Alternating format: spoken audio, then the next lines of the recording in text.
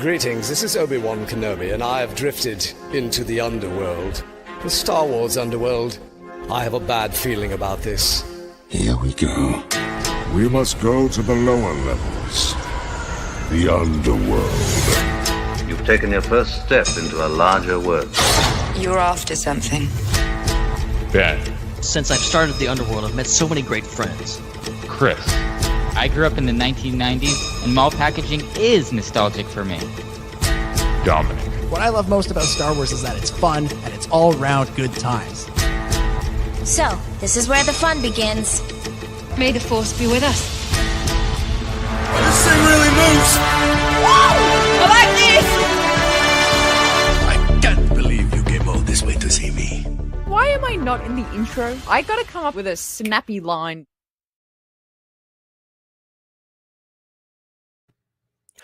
Oh, why, hello there, ladies and gentlemen, and welcome back to the Star Wars Underworld podcast. It's another week and another set of Andor episodes, 3 to be exact. And yeah, we're going to be breaking those all down. And to be honest, probably not much else. I'll just be honest with you up front, okay? There's a lot to get into. There's three hours of Star Wars, basically a Star Wars movie to talk about tonight, okay? So I'm not going to promise anything else. I know we still have some celebration shenanigans to get back to. It's up. We barely scratched the surface on Star Wars Celebration. And you will notice that the people that went to Star Wars Celebration are not here. They've vanished. We're actively looking. In fact, we're down a person.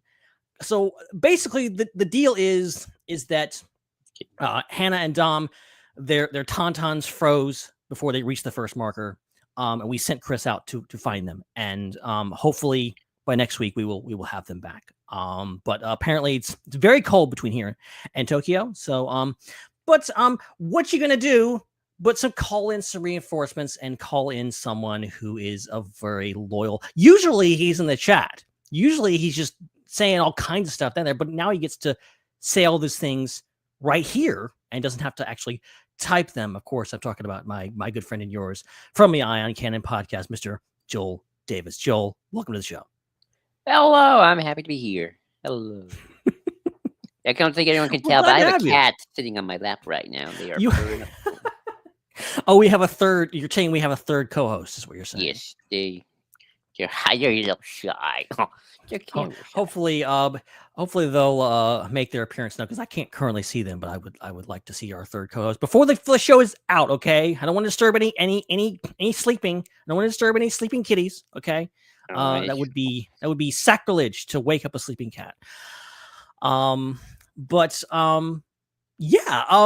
I don't usually do this. Okay, the fact that I am doing this part of the show should be a big wake up call for you guys to say that, oh, something's up, something's wrong. Yeah, everyone's gone. Okay, so but the show must go on, and as I said, we got 3 really solid, really great, really exciting episodes of Andor to talk about tonight. But before we do that, let's jump into some plugs. Of course, you can check out the Star Wars Underworld podcast. Now, Kitty, I see a tail.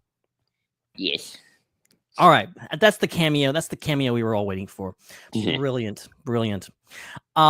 So definitely check out the Star Wars Underworld podcast network. Of course, we got Ion Cannon. We got Tales from Beyond the Galaxy, which they're working on some stuff I've heard.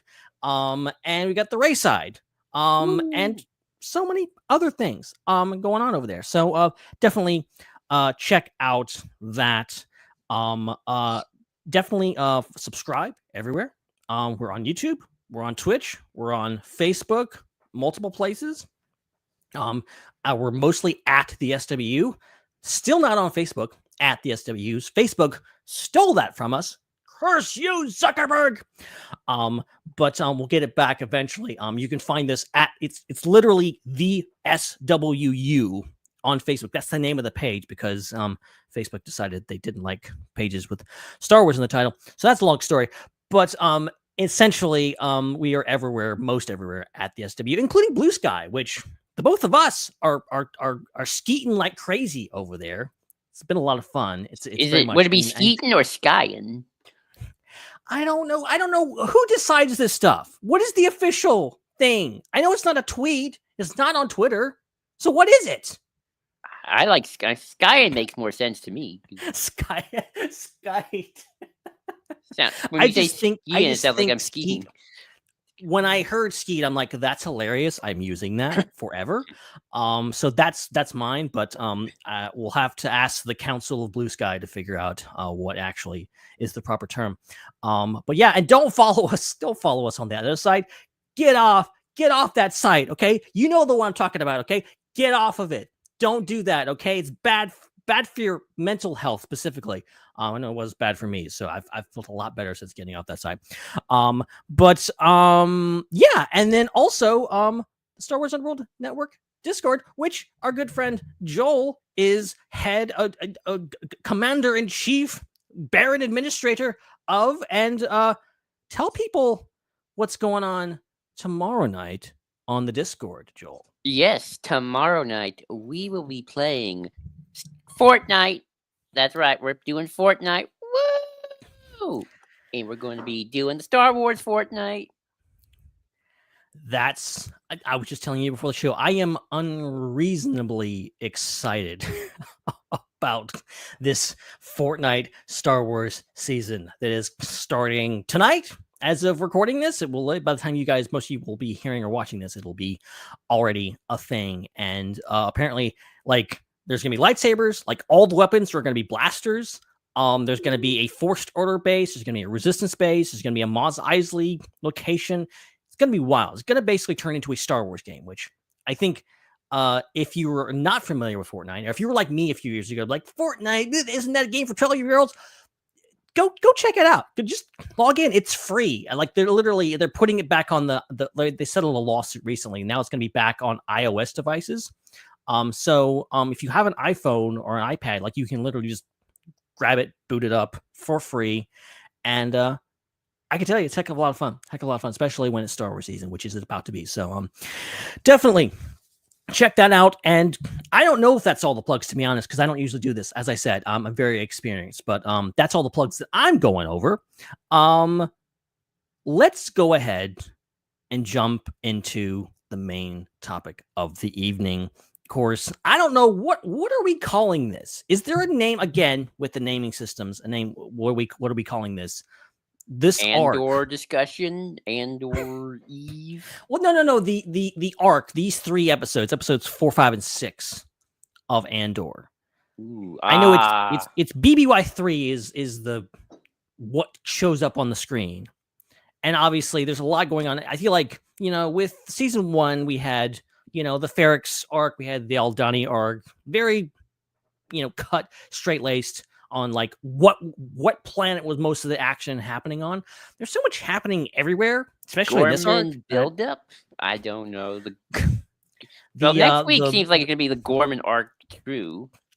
Yeah, I think next week will be like, bad stuff happening on Gorman arc. That's got things, but bad stuff is already happening on Gorman, as we saw this week with these 3 new episodes, directed by Ariel Kleiman, who directed the previous 3 episodes, but different writer this time, not Tony Gilroy. Beau Willimon directed these episodes. He's most famous for directing and writing a bunch of stuff, including the Narkina 5 One Way Out arc from season 1. And he's also apparently working on a Star Wars movie with James Mangold. That's a thing that's happening. So Beau Willimon's got a lot on his plate, and he's writing some good Star Wars, and these episodes make me even more excited for the future. But the episodes are Episode 4, Ever Been to Gorman? Episode 5, I Have Friends Everywhere. And Episode 6, What a Festive Evening. And they're definitely taking a page out of Skeleton Crew's book of making every episode title a quote from the episode, which I quite like. I think it's pretty cool. But without further ado, of course, Joel, what were your initial thoughts? First of all, tell us what you thought kind of overall. We haven't really caught your thoughts about the previous 3 episodes, and what do you think about these episodes in particular? I've enjoyed this season overall. I mean, who hasn't? They're really good. It's definitely, you can tell that this is a very different season from the last one.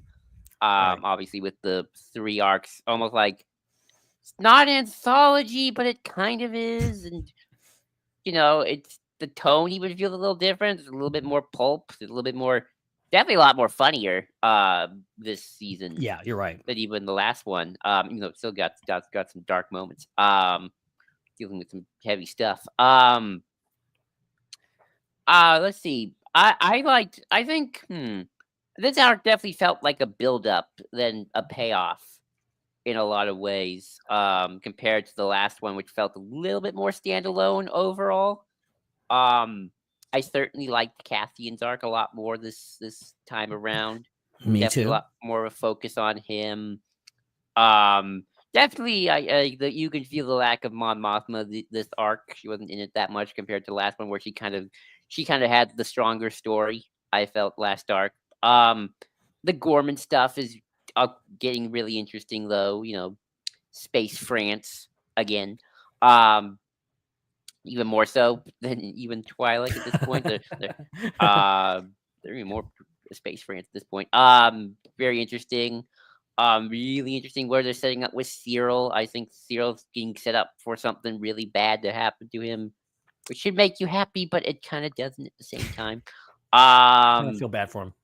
And once again, it's like Lucen's slipping a little bit. Something's going on with Lucen and Clea. It's I feel like Lucen's kind of coming near the end here. Oh, and of course, the return of the one, the great, the only Saw Gerrera in all his glory, all his sniffing the toxin gas glory. It's great. But no, I liked it. I don't know. I might like the previous arc a little more, but it's like comparing like to like. I mean, they're both great, and I got a lot out of it. So, there's definitely some criticism you can level against like the bury your gaze trope. Unfortunately, with the passing of Cinta, rest in peace. Yeah. Unfortunately, That's it's like, especially doesn't help when there's not a lot of gay couples in Star Wars. It's like, oh man. When they do get a full-on kiss and make-out sessions, like, do they have to die? Even if it's so... Yeah, that was, like, very satisfying. I feel like I'm someone that's, like, watch movies and TV shows. I feel like characters almost kiss too quickly sometimes. You're just like, they're trying too hard to make these two characters a couple, and it's too obvious sometimes. I think they did a great job of, like, building up and establishing firmly, but subtly, that Vel and Cinta, they're a thing, but then kind of holding out on us and then giving us that great kiss, which ultimately was satisfying but bittersweet in a way. So yeah, we'll try to get on that, because that's like a I hated that in a very good way. Like, I hate that Cinta died. That's like a genuine thing that I hated about this episode, but it's really good and compelling. So it's not a criticism. It's a good thing, but it's just, I like that character. Sucks. That actress also, she's in Doctor Who now, and she's all over the place. I hate it for her. She was in Star Wars, now she's not. So that is all here nor there. I think I like these episodes quite a bit more than the first few episodes. I'm not going to continue to harp on, because I haven't had a chance to rewatch those first few episodes, and I just think they're great for what they are. I still kind of stand by my criticism from last week, but I think these episodes are way more intermeshed. They really kind of firing on all cylinders, and I think they deliver on the payoff of way more in regards to the tension buildup and what we were accustomed to in season 1, which is like something's happening, characters doing things, and then it all kind of meshes together in the end. But it's not like they weren't trying to, outdo the Aldhani arc or outdo One Way Out. It was something that was completely different. To me, Clea in that art gallery turning that key is as tense and as riveting and as bloody, literal bloody. Yeah, exactly. It's as nerve-wracking as anything that happened in season 1, where it's the Eye of Aldhani or One Way Out, or the funeral scene. Like, any of that stuff it's enrapturing. they pulled it off brilliantly. And then you have also what's going on Gorman, which I think also weirdly almost feels like a Mission Impossible thing to me. I think a lot of people said that, and I agree with that. Like, it feels like Tom Cruise should be in this episode. Really should be. But I think they really pulled it off spectacularly, and the interweaving of it. And I'm, this is a cheat, I know, but ultimately, anytime Diego Luna and Stellan Skarsgård are sharing screen together, I'm locked in 110%. And they get not one, but two, if not three, great scenes where they're yelling at each other, which is very satisfying. There's a lot of yelling in this episode, in these episodes, which I really liked also. And I think it shows. I think if the previous arc, if the theme was disorganization, about, okay, the Rebel Alliance really is in a bad spot. They're just all over the place. This is idiots on Yavin doing their thing. They can't work together. I think the theme this week was vulnerability and how, Mon Mothma is in a bad spot. She's trying to do stuff politically. She's not in it very much, like you said. She's still there, and she's being ineffective. She's showing how she's like, okay, this Gorman guy could really help me out, but it's not going to work out because people don't want to step up like she is. And then you have Luthen and Clea, who are in a really deep rut here. Not going in. I think it would have been completely different circumstances. They're like, okay, we're going to go in and we're going to plant this listening device in this place, and we're going to get valuable intel. No, the rebels are on the back foot. Luthen and Clea are fighting for their lives, going into this place, going like, we got to go in and we got to get this thing out of this pod or whatever it is, or we're dead. Everything goes down. Like, it's bad. So I really like that, still kind of showing how far we are from that first victory of, now, as you're saying, feels like Luthen may not, I don't know, maybe he doesn't even make it to the next arc. I think we're all assuming he dies. I would like nothing more than to be wrong, just like wrong with Ahsoka back in the day. Oh, she's going to die. She's not in Revenge of the Sith, blah, blah, blah, blah. I would love it if Luthen survives. I just don't see that he will at the moment. And I think it could be as soon as next week in regards to, it feels like the desperation is setting in and the walls are closing in. And I think it really, I think these episodes are really putting the screws on them, quite literally. If this were any other Star Wars project, I would be more skeptical about deaths in general. But the universe of Andor, this is the whole kind of thing about perspective and, is Andor too good for Star Wars? Blah blah blah blah, like that stuff. But the universe of Andor is not as forgiving or heroic as all the other ones. Where I can see Ahsoka, where it's like, I think in the context of other Star Wars, I can see Ahsoka surviving and all the others, but Andor's sort of Andor's not a forgiving universe. You screw up, you're just shot and dead. Exactly. Yeah, I think, and now we are, 2 for 2 on character deaths. Like, we've had in each of the third episodes, we've had a pretty important character from season 1 getting killed off, and it was looking pretty bad. And it's looking bad for other characters too. Like, Bix seems to be a drug addict now. Like, she's in a bad spot. She's dealing with her stuff in her own way. And I love that their theme of, ending each arc with Bix doling out some comeuppance to someone who wronged her. I love that. Dr. Gorse getting it, basically literally getting a taste of his own medicine, and I think apparently getting blown up too.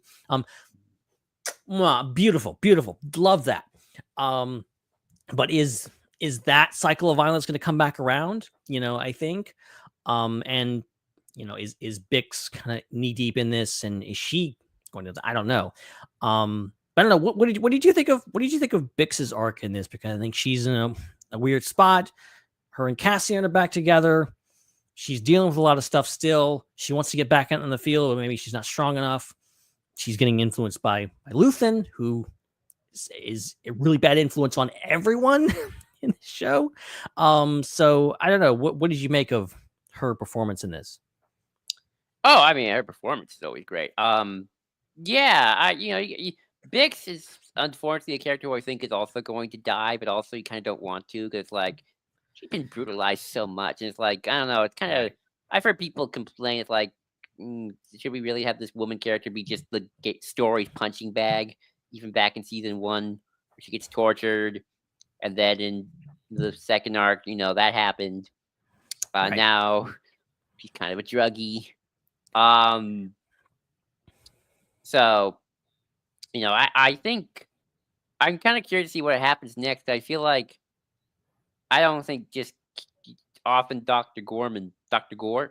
Not Gorman, Dr. Gorsk. Gorst, yeah, Gorsk. mouthful. Gorsk is necessarily the end of her catharsis. I think she's still got a lot of problems.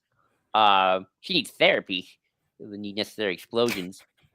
And I could see this being even just heading down a path of self-destruction as this continues. But no, I liked her and what she's dealing with for sure. And she definitely needs some therapy. And Lucian's not the best therapist for it. But I really liked seeing her and Cassian together. That was great. They were kind of a thing in the beginning, and then, or at least an ex thing, and now they're kind of together again. I like how she always calls him my husband. I don't think that's literal in like a legal sense, but I do think we're kind of supposed to take it like they're kind of space married, for lack of a better term. Which makes me worried for Andor, because where is the wife in Rogue One? But I like seeing them like Coruscant going to shops and her trying to just deal with living in that safe house and that it's not safe and kind of losing control. This is very much everyone's kind of losing control and no one's kind of got a grasp of everything. And it's weird how it's all sort of falling apart as it's about to come together. And I think that's really interesting. Yeah, I think with Bix, she's had a rough go of it. I hope things start to turn around for her, but I also could see it getting worse for her. Because I think revenge can be a drug all its own and not necessarily as satisfying as one would think it might be. She's killed one of her abusers. Like that's big stuff, like things. But is that going to make her feel better? Is that going to make her stop? Is that going to make the dreams go away? I don't think so. But she is out doing something, which is what she wanted and what Cassian wants. So I think ultimately, I'm curious where a character goes. Obviously, again, another character they're like, well, she's not in Rogue One, so what are we doing here? Is this going to be, who is she next on the chopping block? I don't know. I would love to think that there's a version of this where Bix survives, that maybe we get a post Rogue One post credit scene. It's Bix with B2 and they're all hanging out on the farm and everybody's fine. What if here's a thought, because we always say, oh, Andor's like kind of above Star Wars and whatnot, but I don't know, this season's definitely, I wonder, I would not be upset if we got fake out death for Bix, where like Andor thinks he's dead, but then we find out actually no, she's actually alive, she's okay, but she's just been in hiding, which is somewhat tragic for Bix, because that means, oh, she lived and Andor's dead. Her love of her life is gone. But at the same time, I'm like, I kind of want Bix to be happy, so, or at least okay. So, I don't know. This is the one time where I'm like, you do your fake out, she dies in an explosion, and then it's like, oh, no, actually, she's still in hiding, and, kind of see her, like, just walking around the streets. Yeah, I mean, I think, because it's interesting, and I want to talk about Luthen, too, and this will kind of lead into it. I think Luthen seems to see her as a liability. And I think that's reflected in Cinta and Vel's conversation of Luthen clearly kept them apart and they resent him for that. And like Cinta says, like, we're more valuable to him separately than together.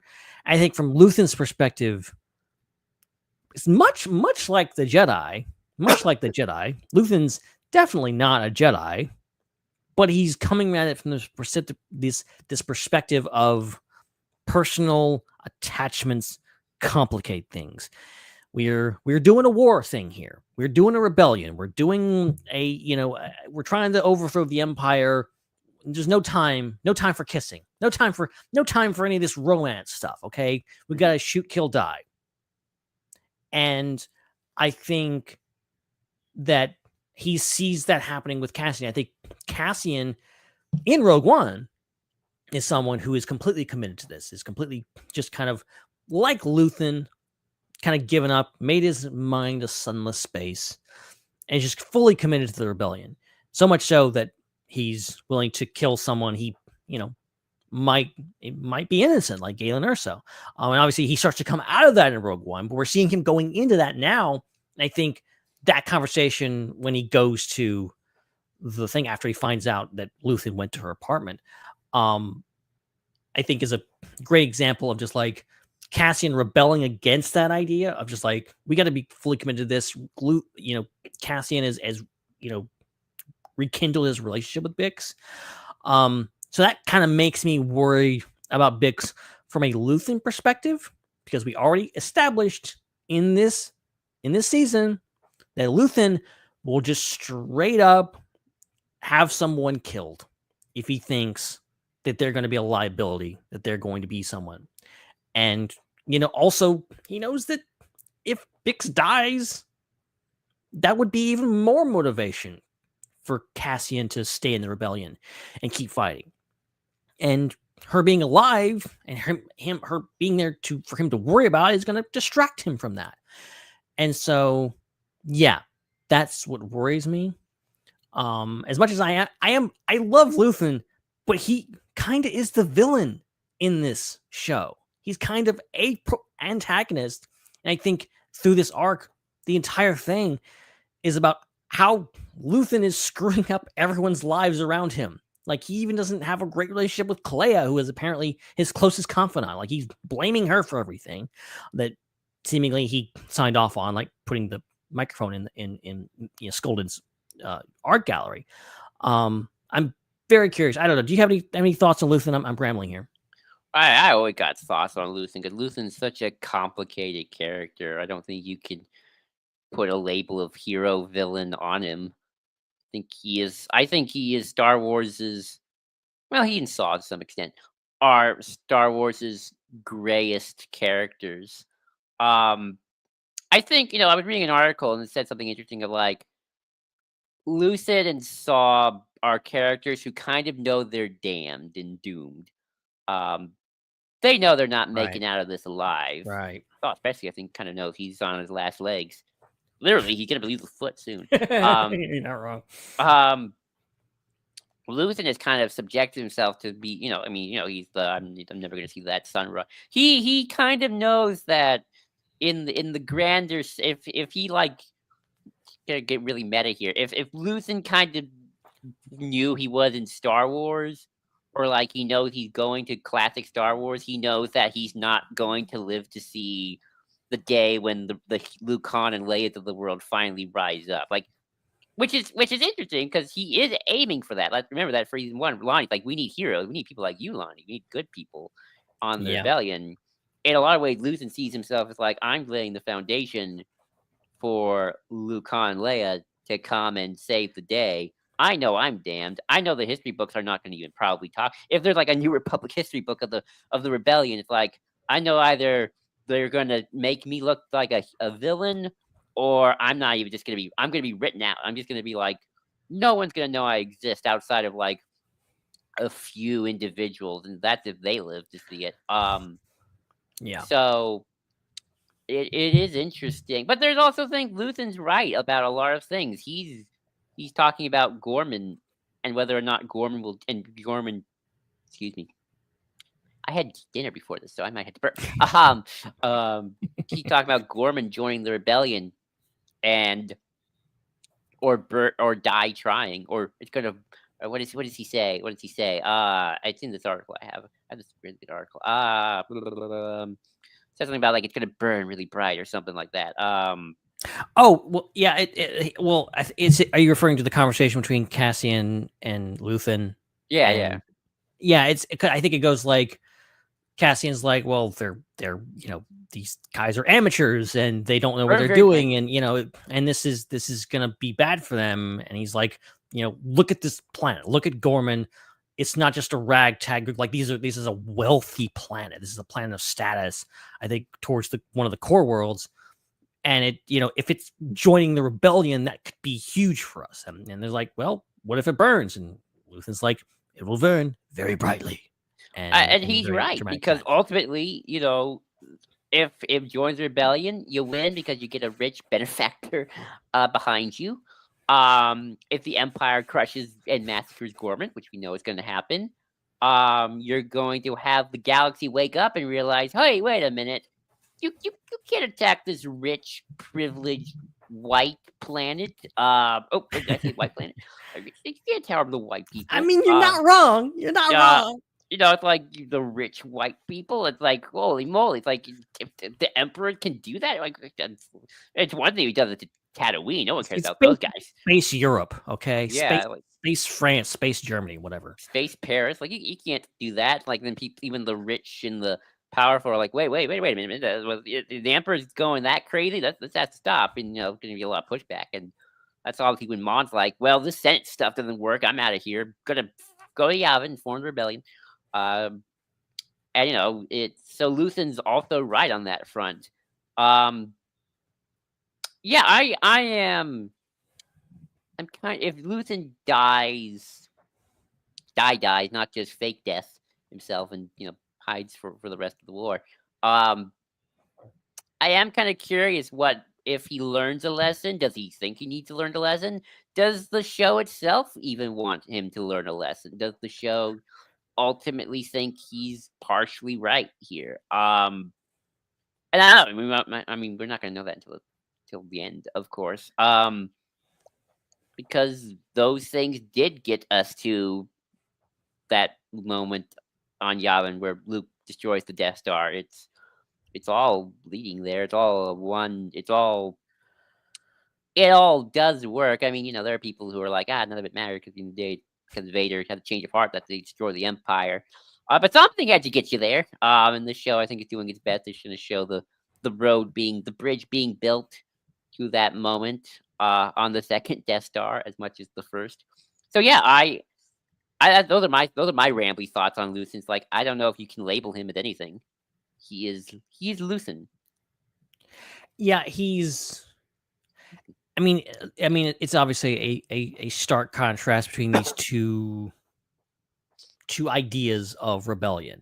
This idea that Cassian brings up in these episodes, and then kind of I get Mon Mothma kind of has throughout the whole that we've seen her so far.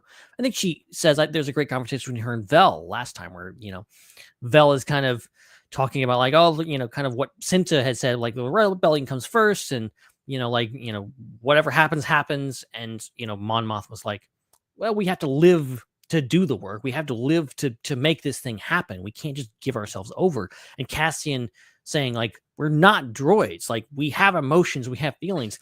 Again, kind of the Jedi things of just like Jedi being like, well, just mourn them, do not miss them, do not, that whole thing of just like, I think the Jedi were probably more aware of life than Luthen is, to be fair. I don't think Yoda would go, kill them, I must now know my identity. No. The Jedi have more, for lack of a better term, morals. They have less compulsion to do just bad things. I think Luthen's just like, I'll do whatever it takes to do this. I don't care who it hurts. I don't care how bloody my hands get. But I think there's, Luthen's just like, whatever it takes, do this. And then you have the other side, which says like, we have to follow a code of rules. again, great conversation between one of my favorite scenes in Rebels is the Saw Gerrera versus Mon Mothma things. I'm just like, Mon Mothma bring up like you killed civilians, like you've done all these horrible things. There is rules to thing. If we don't follow the rules, if we don't try to at least hold ourselves back a little bit, we're no better than the Empire. And I think Luthen is just like, well, use the tools of my enemy to defeat them. That's how we're gonna win. Saw had a good point too, where I think he's like, you need the passion, you need the fire. Like that's what I remember that scene, and then Saw goes like, there she is, there's the leader the rebellion needs. So it's like they all kind of, in some ways, they all kind of have a point to be made. Like Bob's like, you need the passion, Ma's like, you need the rules, and Luthen's like, you need the organization and kind of the will to do what must be done. It's like you always want to clone these three people and put like a super being in them. It's like that gets into some creepy stuff. But well, I think there is a case to be made that like all these people, yes, maybe even those idiots from the Maya Pay Brigade on Yavin, like all these people like are working towards something, and they're all standing on each other's shoulders, and they're all working towards this, and none of this happens without them. I would argue against Saw, because Saw really even feels like so much of this stuff he's doing is just like useless, just fighting for fighting's sake, killing for killing's sake. He does find the Death Star though, so we can't... But you're right. I mean, he's the one that's like, he picks up on this, and if he wasn't so crazy all the time and sniffing those gas fumes like he loves to do, like maybe they would have found the Death Star quicker, because he's right about that. But, he's doing all this other stuff that's just useless crap that, and chasing these things. And, and I think Luthen definitely is pivotal to the rebellion, regardless if you agree with his methods. I don't think Luthen agrees with his methods. I think Luthen's accepting, like, I'm a bad guy. I've made my mind a sunless space, if you will.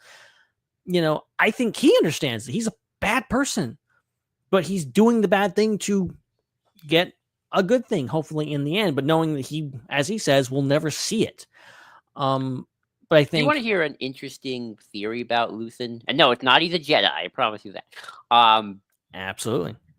A friend of ours on our Discord, and another Discord, brought up this interesting point, because Tony Gilroy said, we're going to learn about Luthen's backstory a little bit.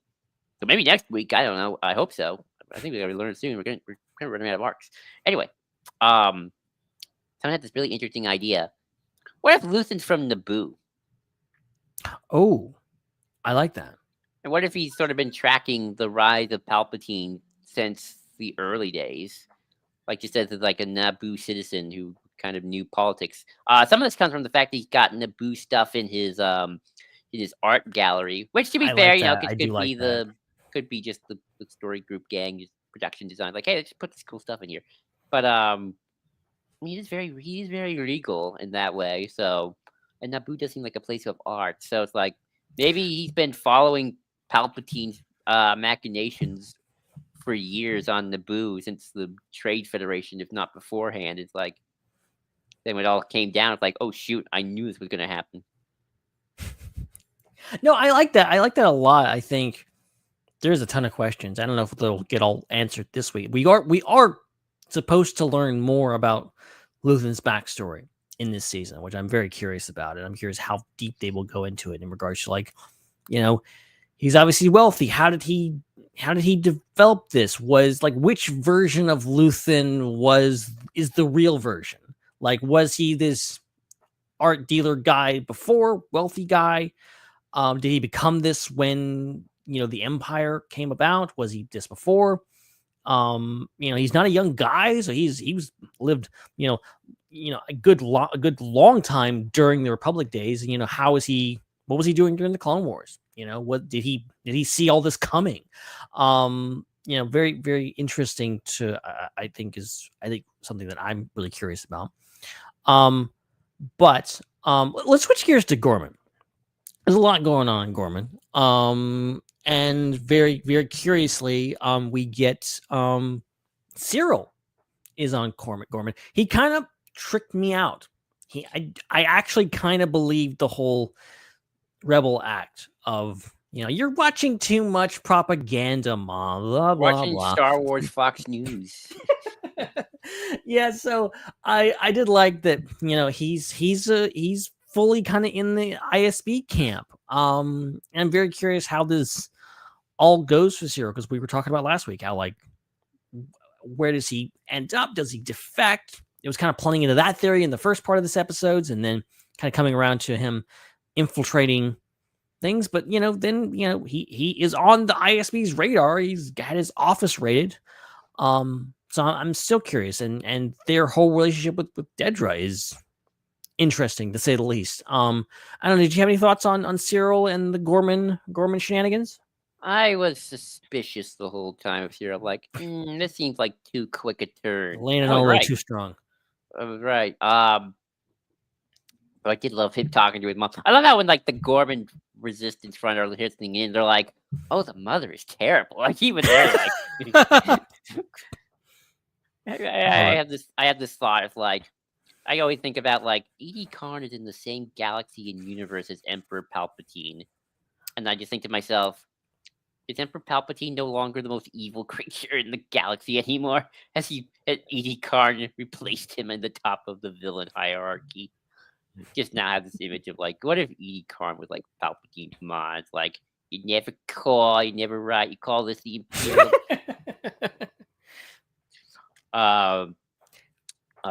Great. But no, I mean, like, Cyril's such a little weasel. It's like he's enjoying himself. Like, I'm telling the police, and, like, I'm getting the praise from the ISB. Like, oh yeah, I'm getting to doing a good job, and my girlfriend will have 1 hour of lights out time with me. Yay! Turn out the lights. Yes. Oh my. But you also get a sense that I have a feeling even Cyril doesn't know what's coming, and I think when he sees, I'm curious how he's gonna react. Because, like, one thing to, like, think, like, oh, I'm turning in troublemakers, but, like, oh shoot, I'm in the middle of a massacre, and the stormtroopers are the ones shooting. Like, I don't know what to do. What's going on? Like, he's gonna be shaken to his core. I do wonder if there's gonna be some betrayal and backstabbing going on that might really shake him too. I also wonder if he and Cassian are going to have are actually going to meet, because, like, Cyril's kind of been on Cassian's radar all of season 1, and then it's like right now he's kind of doing his own thing. So I wonder if, like, they're going to meet each other again one more time. It's like they are kind of like, he is kind of like that last. It's sort of funny. The Cyril is Cassian's Kenobi in some ways, where it's like, it's like Maul gets distracted by, like, oh, I'm gonna be crying Lord, I'm gonna take over the galaxy, and then it's like, when I got nothing, it's like, wait, Kenobi's alive, I have one more thing I can obsess over. So, like, right. What if that's like Cyril's arc, where it's like he thinks he's going big and be like big league spy, that'll crumbling down, but it's like, wait, maybe I can still get Cassian. One more thing I can do. Well, if you notice, there's one scene where they are right across the street from each other. Like, Cassian is up on a rooftop, and Cyril, I think, is in an archway on the other side of the road as the trucks are coming through. I think. I could be wrong about that. But I think they're kind of parallel in these episodes, especially in that middle episode of, Cassian, they're both there, but they kind of miss each other. I think that's intentional. I think it's going to be interesting to see how I hope they just run into each other just completely unexpectedly, because I think they've both forgotten about each other, weirdly. Obviously, Cassian isn't toiling about Cyril, because why would he? But Cyril is... I don't even think Cassian knows Cyril exists. He's just a guy he met one time. I don't even think they ever met. Were they even meeting? Did they even meet in... I don't think when they attacked Ferrix they even met. I think just like corpos. Faceless corpos. Oh yeah, I think Cassian and Cyril are like that John Hamm meme. I was just like, I don't think about you at all. Like, it's but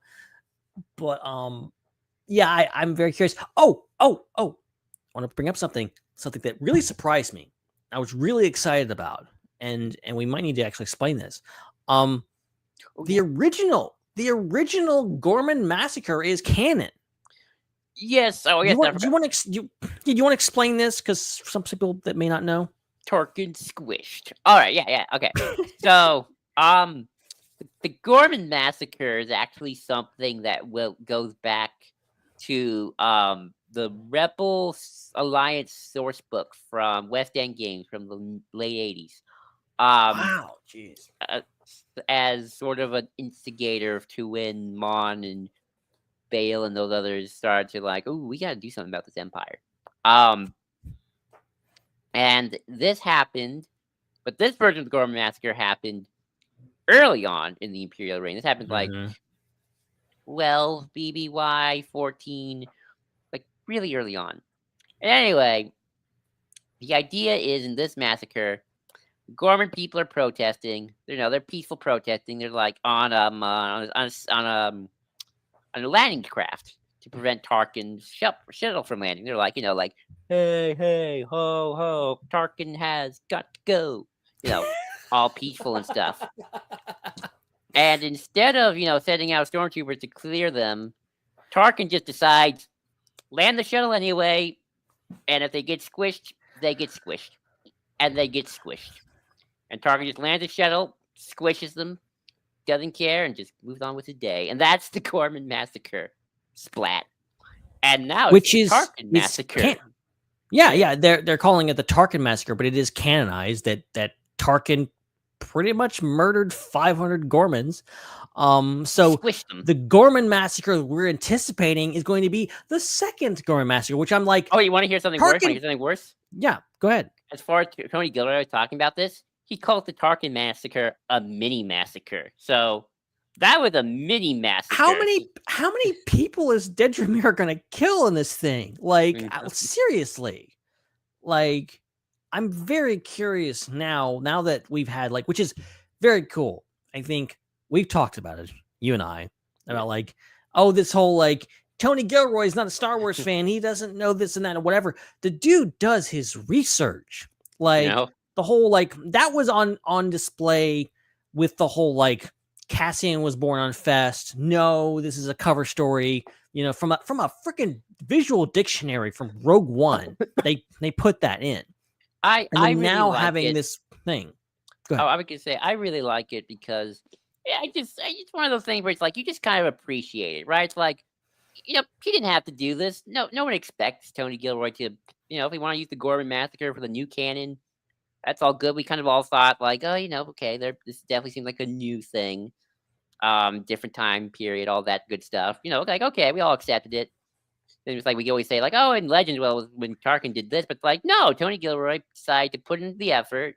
Just like, hey, no, we can actually take the old one, just reconfigure it a little bit, keep the essence of a massacre on Gorman involving Tarkin squishing people, and just say this is the Tarkin Massacre. And it's like, I don't know, just stuff like that's very appreciative. It actually honestly makes me wonder if, like, will Tony Gilroy find a way to include that comic of how Cassian met K2 without, like, he'll redo it, but then maybe, like, still find a way to incorporate it, the old story, but just say, like, he always finds a way to weasel it out, doesn't he? Like, he always finds a way to, like, figure something out. It's like, oh, he's gonna ignore this. No, he's not just gonna ignore this thing. He's going to bring it in and make it a part of the story.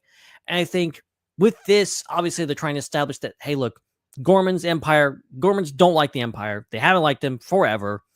And I think, and there's a memorial for this massacre in this plaza. That makes sense. They have this building going up. They don't want the building there because that's, obviously a spitting, assault on the wound of what had happened here. And you could have easily just made, oh yeah, the Empire, a stormtrooper shot 5 people or something like that way back 15 years ago. Like that could have been it. But to go the extra mile was like, no, this part of lore, which I think is really great way to do it, be like, this is a legend. Now it's canon. This is a thing that happened. We're bringing this in and making it part of things and making it such a cornerstone of the story, which is like, this is the reason the Gormans are pissed about the Empire. This is the reason they don't want them here. They've already committed one massacre and they're on their way to commit another one. And this is why this is bad. And why, the whole, like, back with, what's his name? In season 1, like, you hide behind 1,000 atrocities versus just Nemec. one. Yeah, Nemec. just the whole idea of, and we do this in the real world, just like something bad happens, a lot of people die, and we're like, oh, how sad, and we go about our lives, and we don't even think about it, and we don't think about the people that did it, we don't think about how to fix it, we just keep going. I do think also it will show that this is when the Empire pushes too far. Like, this is like, again, it's like, oh, Lothal, who cares? Tatooine, who cares?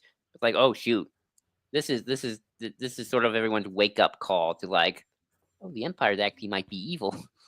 Like, right? Well, yeah, and they're getting bold. They're they're in this spot where they're like, we can do whatever we want. We can create a play. We can do a thing, whatever else. And from Dedra's point of view, she's like, well, just create a rebellion, just stoke this flame, and then we could just go kill them all and just make way and crack the planet open and it's all good for us. That and again, whole this is idea, what Luthen wants too. He wants the Empire to really start squeezing the hand and make people. But feel then it. Luthen knows that there's only so much they will take, and they know that doing what he did at Aldhani will make the Empire more emboldened. They will make them bolder and make them want to do bigger and worse things. And the Empire is just like, oh, we've got a big stick. We'll just hit you with it until it beat you into submission. And what they don't realize is, like, it doesn't even matter. Like, even if you have a Death Star to blow up somebody's planet, people will rise up against you. Like, if you back someone into a corner, they're going to start swinging, and that's what the Empire's doing. Like, you can't do that. That is the trap of fascism, ladies and gentlemen. You can't run your society on terror before you exhaust society, and then exactly society's just gonna collapse. Yeah, you cannot just keep people in a state of fear constantly. Like, something's got to give. But that is neither here nor there. Yeah, so probably bad stuff happening next week. I think the Gorman, they said the Gorman set that they built, which is magnificent. Like, it looks so real because it is real, and it's really sells it. It looks like a real set. I think they built it. I think it was like 5 episodes it's in. So they've already seen 3 episodes. So maybe I think the massacre is probably going to happen next week. If I'm a betting man, and I could be wrong, my prediction is Arc 3, 5 episodes. So 4, a little bit more build up. 5, the massacre. 6, a Mon Mothma centric. Time for her to go meet up with the rebels and Phoenix crew and do their thing. Cause I just feel like they gotta dedicate an episode to that. They gotta dedicate an episode to Mon Mothma doing her big thing. Right? Well, okay. See, here, I got it figured out for you. Let me lay it out for you. I got it all figured out. I just figured it out right now for you. Diego Luna recently said that one of his favorite episodes of the season is episode 8. Mm-hmm. If we have 5 episodes on Gorman, we've seen 3 of them already. That means that there's 2 more left, which means the Gorman massacre is probably going to happen in episode 8. Coincides with Diego Luna's saying that it's one of his favorite episodes. That leaves 1 more episode. I think that next episode will be all about perhaps Cassian going in, getting Mon Mothma off Coruscant, her doing her big speech, whatever else. I think there's going to be room for that fallout, which I think was something I really alluded to last week, of just like, that's what's kind of missing from this season, of like something big happens and you don't really get that extra episode of just like, okay, how does this actually affect things? They need that for Gorman. They need that. The massacre happens, this awful thing happens, and then cut to Coruscant. What's Mon Mothma going to say? How does she get off Coruscant? That's a big thing. What happens to Perrin? What happens? Exactly, that too. Like, I'm curious, like, Lita is, I guess, out of the house. She's married, so, we may not see her again. But, like, Perrin, that's a big thing right there. And I think the next arc will be Yavin, Mon Mothma's there. The rebels are things. We're getting down to the nitty gritty of, where things, and that will be the last arc, and then we'll be done. Yeah. I want to go back to Gorman for a second. What did you Yeah, make sure. of the Gorman front? It's very old school European socialist group with the meetings and whatnot. I And also, they I kind of feel like idiots, but just different kind of idiots and sloppy. yeah, they're a step above. They're a The step above the Yavin 4 imbeciles. I call Like them the they chuckleheads. are they're it is like it feels like this guy is kind of like the Luthen of Gorman, but he's not there yet. He's kind of like Luthen in his teenage years of just like he's not, they haven't really quite got it together. I love the idea of Luthen kind of being this kind of like, well, I'll come in and I'll judge your rebellion. I'm going to send one of my guys to come and see how good your rebellion is. Like kind of pretending to be, he's the kingmaker in a way. Someone who is the de facto president of the rebellion. I think that might actually maybe when he's gone, maybe that's when Mothma steps up.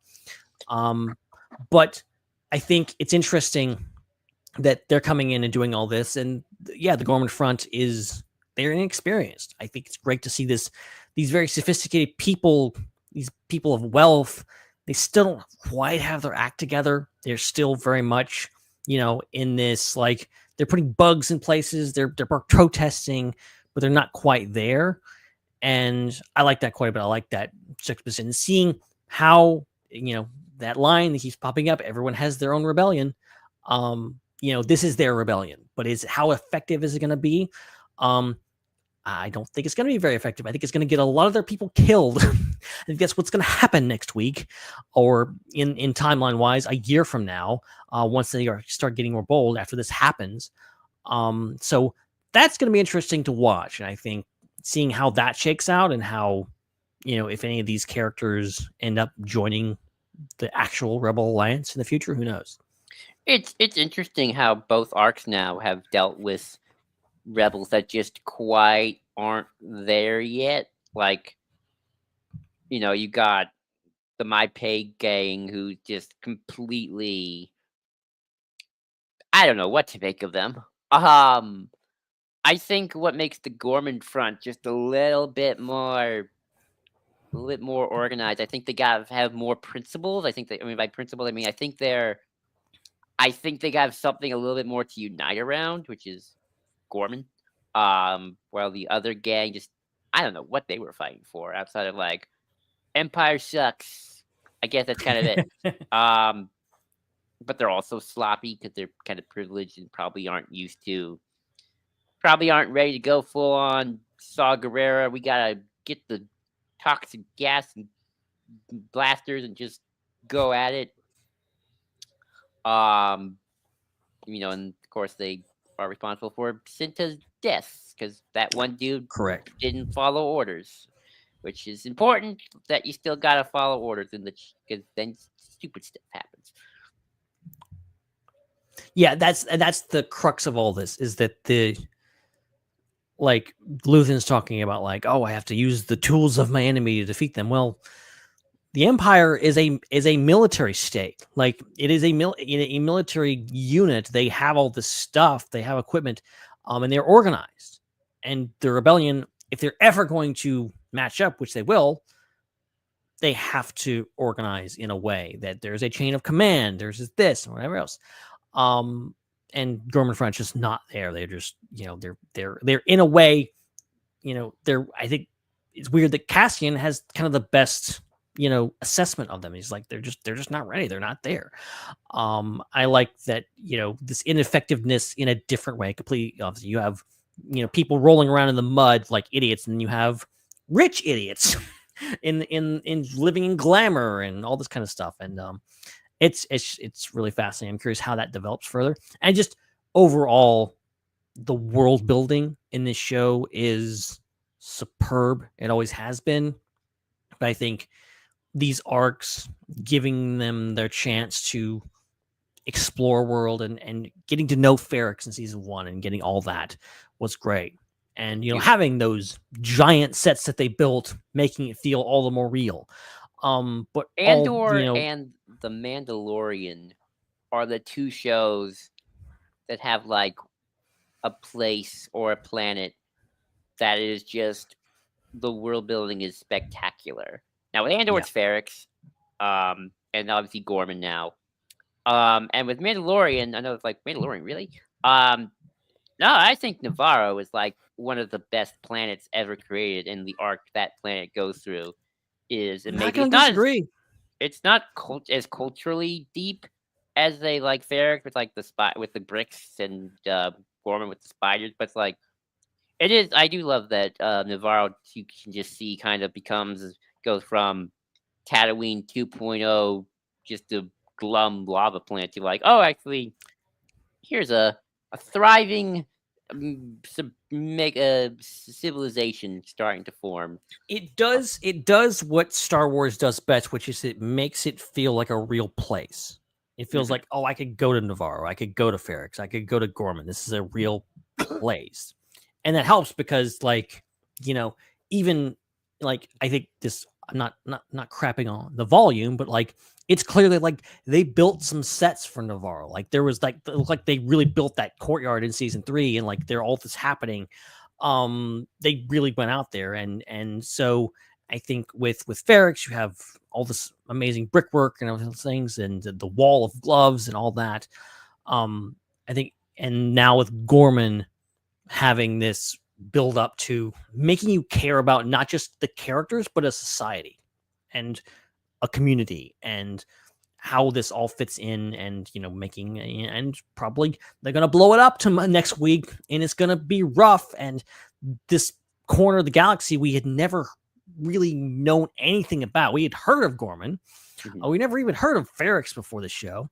We've kind of known Gorman. We didn't know anything about it. Certainly didn't know it was all about spiders. That's new.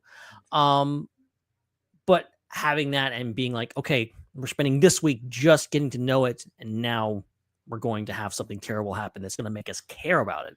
That's great. That's really cool. I wonder. I've been thinking like what the massacre is actually going to look like. That's what we'll say. And I wonder. Have you ever played the KOTOR games, Ben? I have played a smidge of KOTOR. You ever seen the cutscenes of what happens to Terrace? I'm familiar with it, kind of. I'm curious if like is this going to be like a Star Destroyer just bombards the city? Is this going to be like just stormtroopers firing into the crowd? I feel like we see TIE fighters in the trailer during some of the shots when everything's going to heck in a handbasket. So I kind of wonder if like just is Tony Gilroy just going to throw the kitchen sink of like it starts with stormtroopers and then TIE fighter, then the Star Destroyer comes and just. I mean, it's a fair theory. I mean, I don't know. I think that's what kind of had me raise an eyebrow with this set of episodes. Is just like, okay, 500 people, that's a lot of people.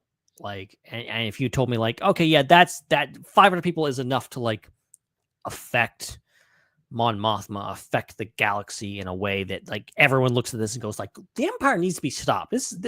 By the way, the Empire bad. We've realized it now.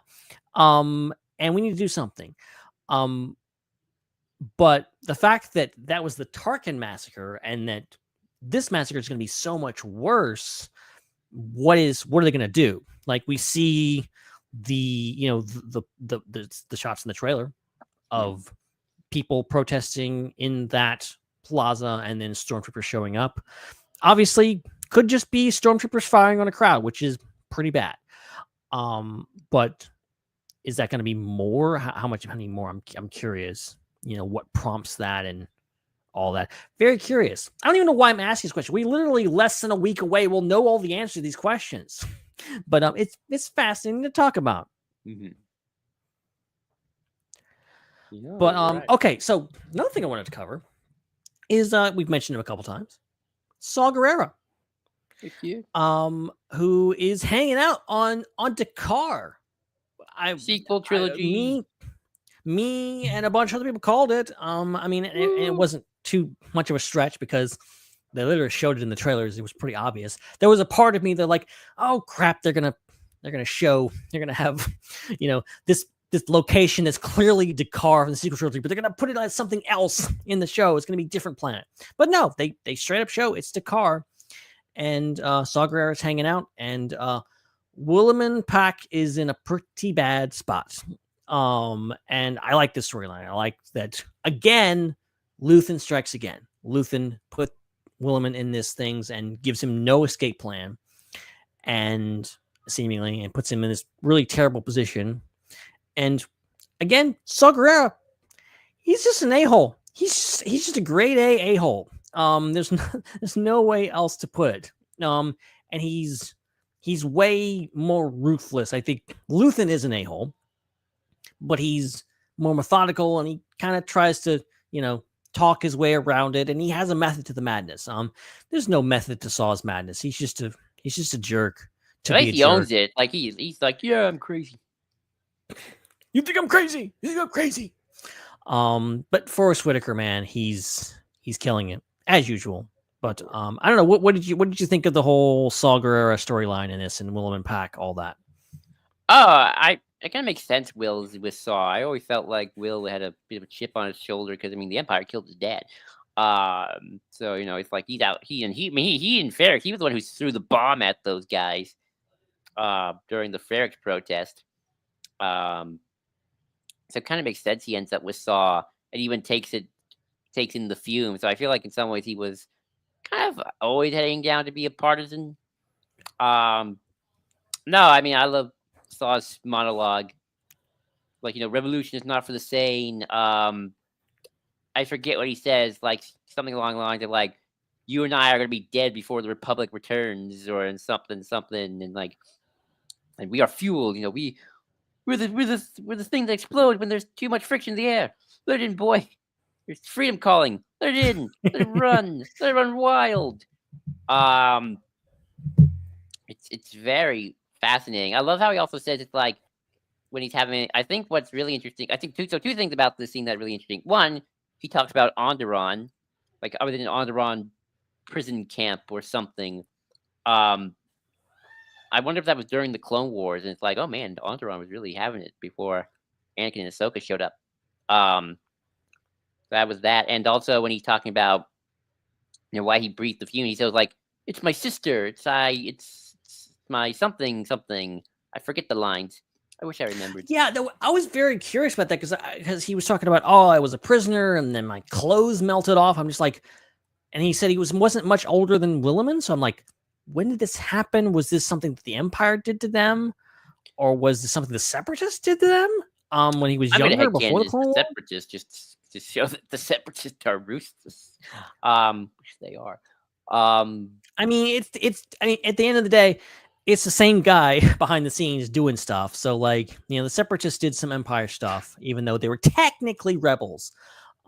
They did their own set of atrocities back in the day. So I just think it may be hard to think of that stuff because every time we watch Clone Wars is so funny. It's like the droids are going Roger, Roger, Roger, Roger, Roger, Roger, and then it's like you read Mask of Fear. It's like the trauma of the Clone Wars as the Separatists massacred my village, and the war. It's like really the same Separatists that have like the droid going Roger, Roger. I just got promoted over the Mask of Village. It's funny. What was it?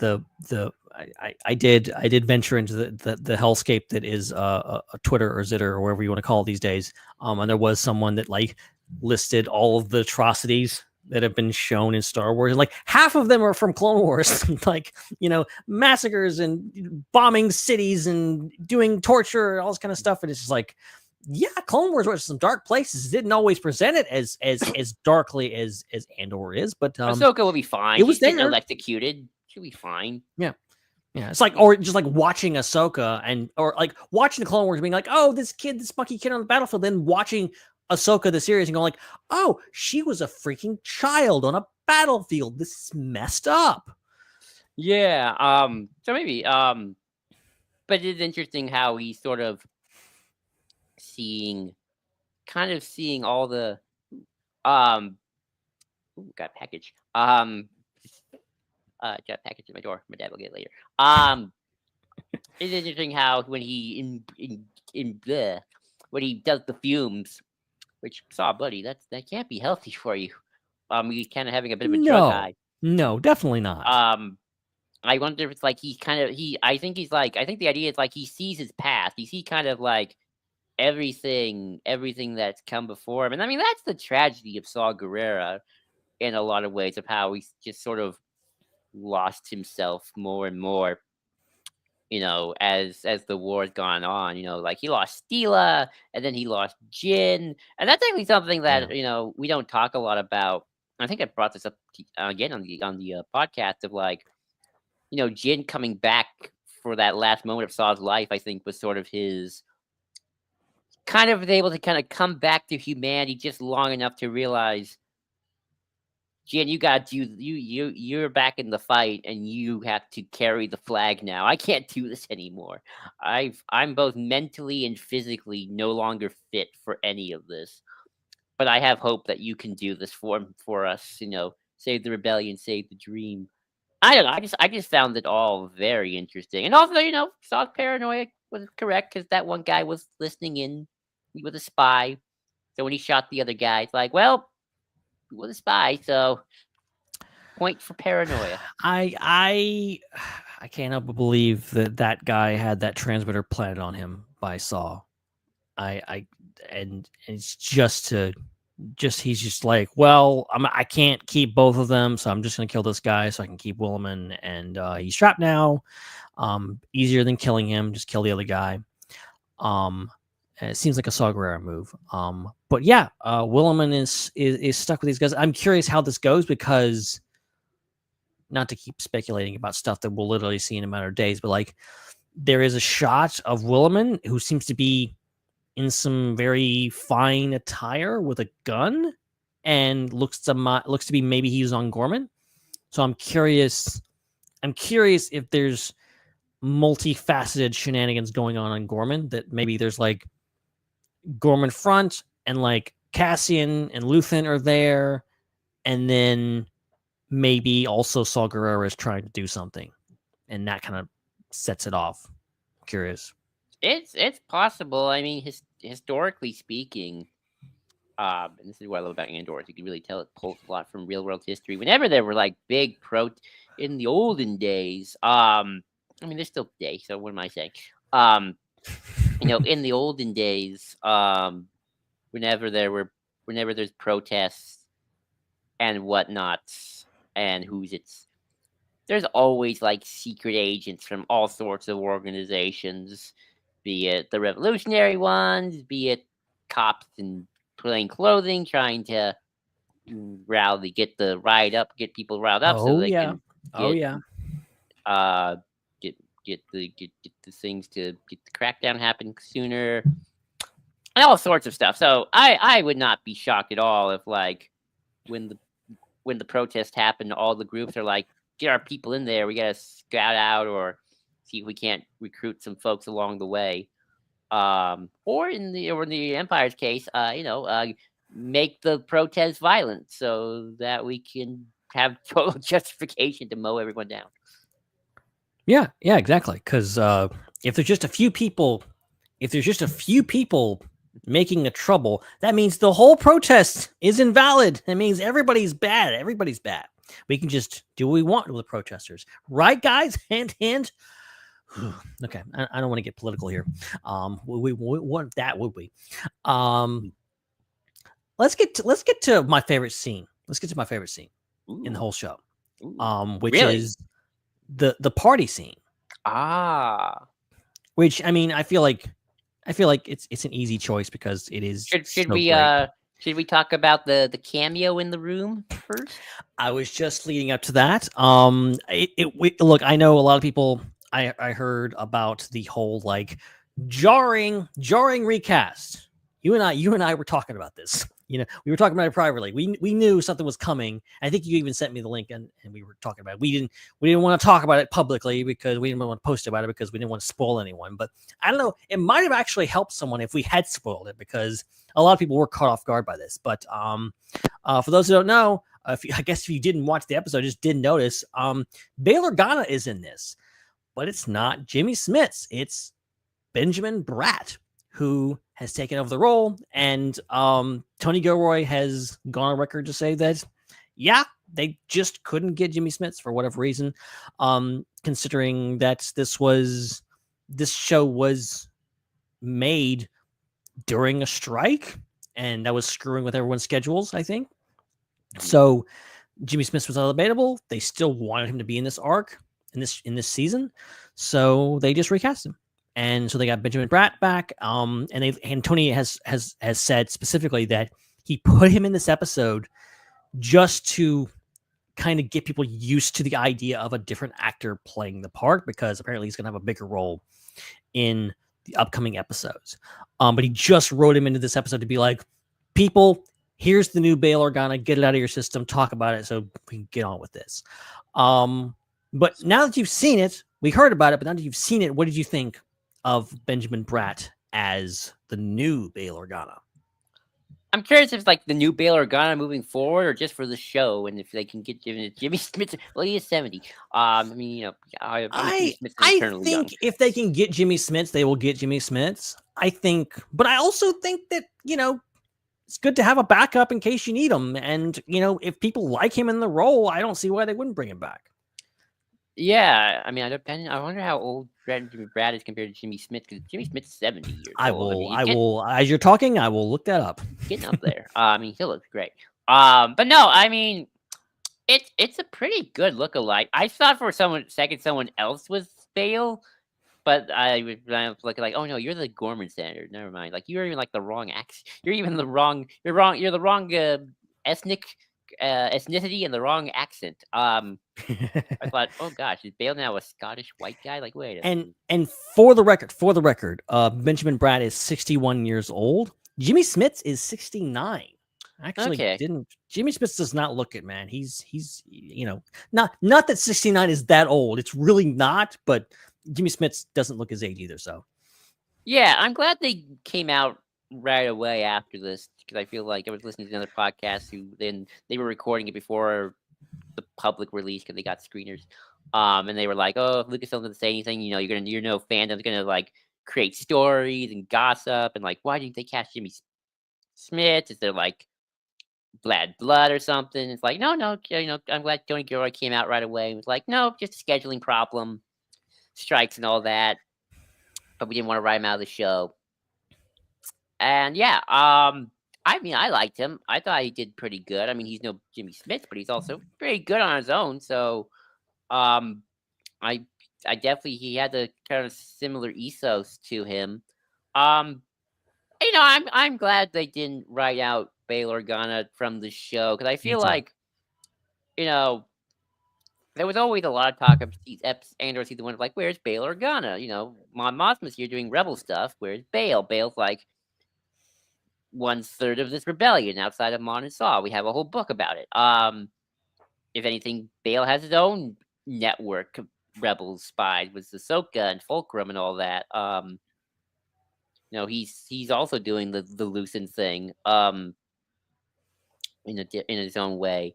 So, it would be weird if just you admitted Bail out of all the characters. Like, I understand you can't get everybody back, and can you get the rebel characters? Were they there? Maybe not. Who knows? But I think if anything, you got to have Bail. I think Bail is he's one of the key leaders of the rebellion. That it would be weird if like he wasn't there at all. So I'm glad that they did this, and it doesn't seem like oh, I'm sure if they need Jimmy Smits again, they'll probably could get him back. So hopefully. So, yeah, I thought he did great. Yeah, I was going into the season, because obviously they didn't talk about this publicly until right now. And he wasn't in any trailers. Like, I was concerned, because I was like, I really do like Bail Organa as a character. Like you, I just got a chance to watch Revenge of the Sith for his 20th anniversary in the theaters. He's a big part of that movie. He's great. I love that they brought him back in Obi-Wan. I love that he's a very pivotal character in Star Wars history, not just for the rebellion, but for the Skywalker family. He's practically, he's not blood related, but he's definitely one of the fam. And he's a fascinating character. And I think, if you're going to tell the story about the beginnings of the rebellion, it felt like he was primed to put in the show, but there's been no sign of him previously. And I really was kind of concerned that, like, okay, maybe they will just kind of skirt around him. Maybe he won't show up. Maybe, this will just be kind of a focused Mon Mothma Luthen show. But, and I get being caught off guard by this. If you didn't know this was happening and you're just like, oh, Bail Organa, Jimmy Smits, oh, who is this guy? Like, I understand being caught off guard by this. But I really like it. I really like that they recast him. I like that they went to the extra mile of, like you're saying, they could have just written him out, but they didn't. I think they picked an actor who is obviously well up to the job, who looks a lot like Jimmy Smits. Like, you look at these two side by side, they do look a lot alike. So they definitely could have picked somebody way worse to recast. It's not like they just picked some random guy. They did their homework and actually got someone who can fill that role. And just, I think it's commendable. I'm glad that Lucasfilm is willing to do this, because we've talked about in the past how they're just like, they seem allergic to recasting people and just like accepting the idea that different actors can play the same character and that's okay. And you don't have to deep fake them or write them out or whatever else. And I know there's a huge difference between Luke Skywalker and Han Solo and Princess Leia and Bail Organa. I get that. Sorry, Bail Organa fans out there. Look, I love them all equally, okay? But they're not the same. But, like, it still is the general idea of just like, well, this guy looks like that.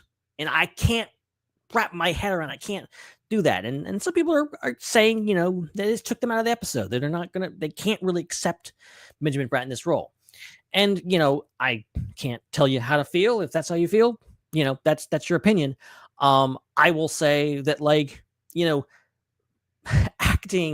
actors, this whole idea of people playing characters is us buying into the false reality of, well, this actor is playing this role. Well, that's not Han Solo. That's not Harrison Ford. That's Han Solo. That's not Harrison Ford. That's Indiana Jones.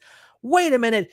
Indiana Jones and Han Solo, they look a lot alike. What is this about? No, we just get it. We just understand that it's Harrison Ford and he's playing different roles. We buy into this because I've always been surprised they characters. never bothered to try and recast Indiana Jones. I feel like I don't know. I mean, maybe this will change in a few years, but it feels like they're going to retire him the minute Harrison Ford's no longer able to play him. That's another thing. That's another thing that pisses me off. Lucasfilm with they're like, oh, there can only ever be one Indiana Jones. Harrison Ford's only he's already been played by 5 different people.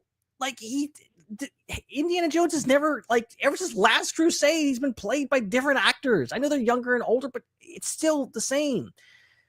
It's just, it's tiring when we can't turn our brains off and just go, okay, let's just accept this. To be fair, Marvel's also kind of been doing that too. I mean, although who knows after Secret Wars? Although I'm a lot more forgiving of what happened with Black Panther, to be fair. I understand, I don't know, the whole Jonathan Majors situation, all that kind of stuff. And, I think in general, people need to be a little more easygoing about this stuff. I get it when you have a big actor in a big role and it's hard to do this. Where Kang is not a popular. Kang is not Luke Skywalker, is what I'm trying to say. It's like you don't really go for Kang. You go for Jonathan Majors because he's a cool, good actor. I don't really care about Kang as a character. Same way. It does. And I get from there's other reasons to recast people, like what happened to Ray Stevenson or what happened to Chadwick Boseman, and I think it's good to be like, well, we're not just going to bring in somebody else just, without any thought to it, as if these people are replaceable. They're not just actors. They're human beings. They're people we care about in the real world outside of their careers. And you don't want to just go we'll just throw them away. We'll just bring another person in, whatever else. But I also think that would Chadwick Boseman would like to have had his character folded by another actor and just kept going as Black Panther versus doing all of what they did, which I think was fine, but it's a bit weird. I think Dave Filoni's approach, which is just like, Ray Stevenson would have wanted this to happen, and we're getting in this new guy, and we're going to go forward with this. I think that's a great thing. Meanwhile, John Favreau's like, and Cara Dune went to her home planet and was never seen again. Oh wait, her home. No, planet can't destroyed. possibly. Don't talk about Cara Dune. Nobody can mention her name. All in all, Benjamin Bratt, welcome to the family. Good to have you. I'm sure he'll do great things, and I hope they lean into this. I hope they totally accept him, and I hope he's just as accepted as Bail Organa as Jimmy Smits is. So we'll see where it goes, but apparently he's going to have a pretty big role in things. They already released a still. I wish you could bring it up, but there's still him in the Senate. That looks pretty cool. So it appears that I wonder if Bale's gonna. I mean, theory time. I always hate speculating because it's like lay it on me.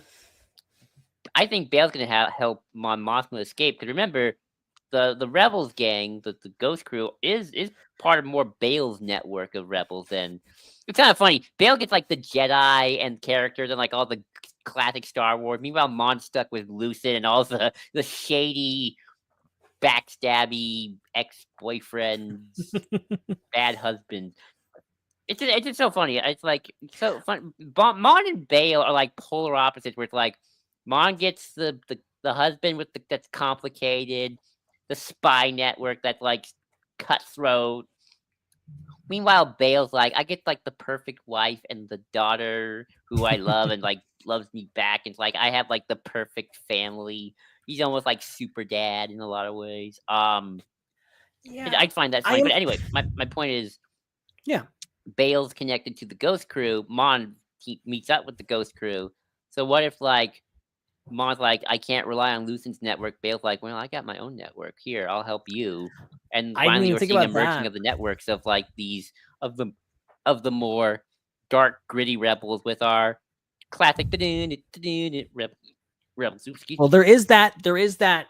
You know, there is that Fulcrum, Bail Organa, Harris and Dula connection that's established in season 1 of Rebels, and you know, it seems to be that is Bale's side of the rebellion. And so I'm just very curious about how Bale figures into that. I think maybe that's the reason why he's not showing up is because he's doing his own thing. But like, it seems that Bale, like Mon Mothma, is like, I'm not going to do this rebellion thing just yet. I'm still committed to diplomacy. I'm still committed to doing the Senate thing until all Sith breaks loose and she does, you know, double bird to Palpatine in the Senate and leaves. I just also want to say, because he had a big role in the episode, you know, we were talking about like, you know, writing Bale out if they couldn't get him, and I feel like, to me, this has to be a role that really is not just, let's have Bale for like the sake of Bail Organa.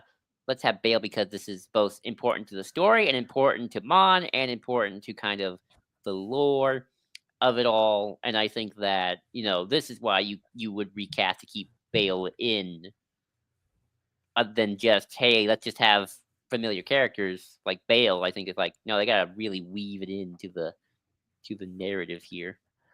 Right. And I think, and also at this time, we can assume that like Bale is doing his own thing. He's sending Leia on diplomatic missions to Lothal to steal those ships and all this kind of stuff. Like there's stuff happening.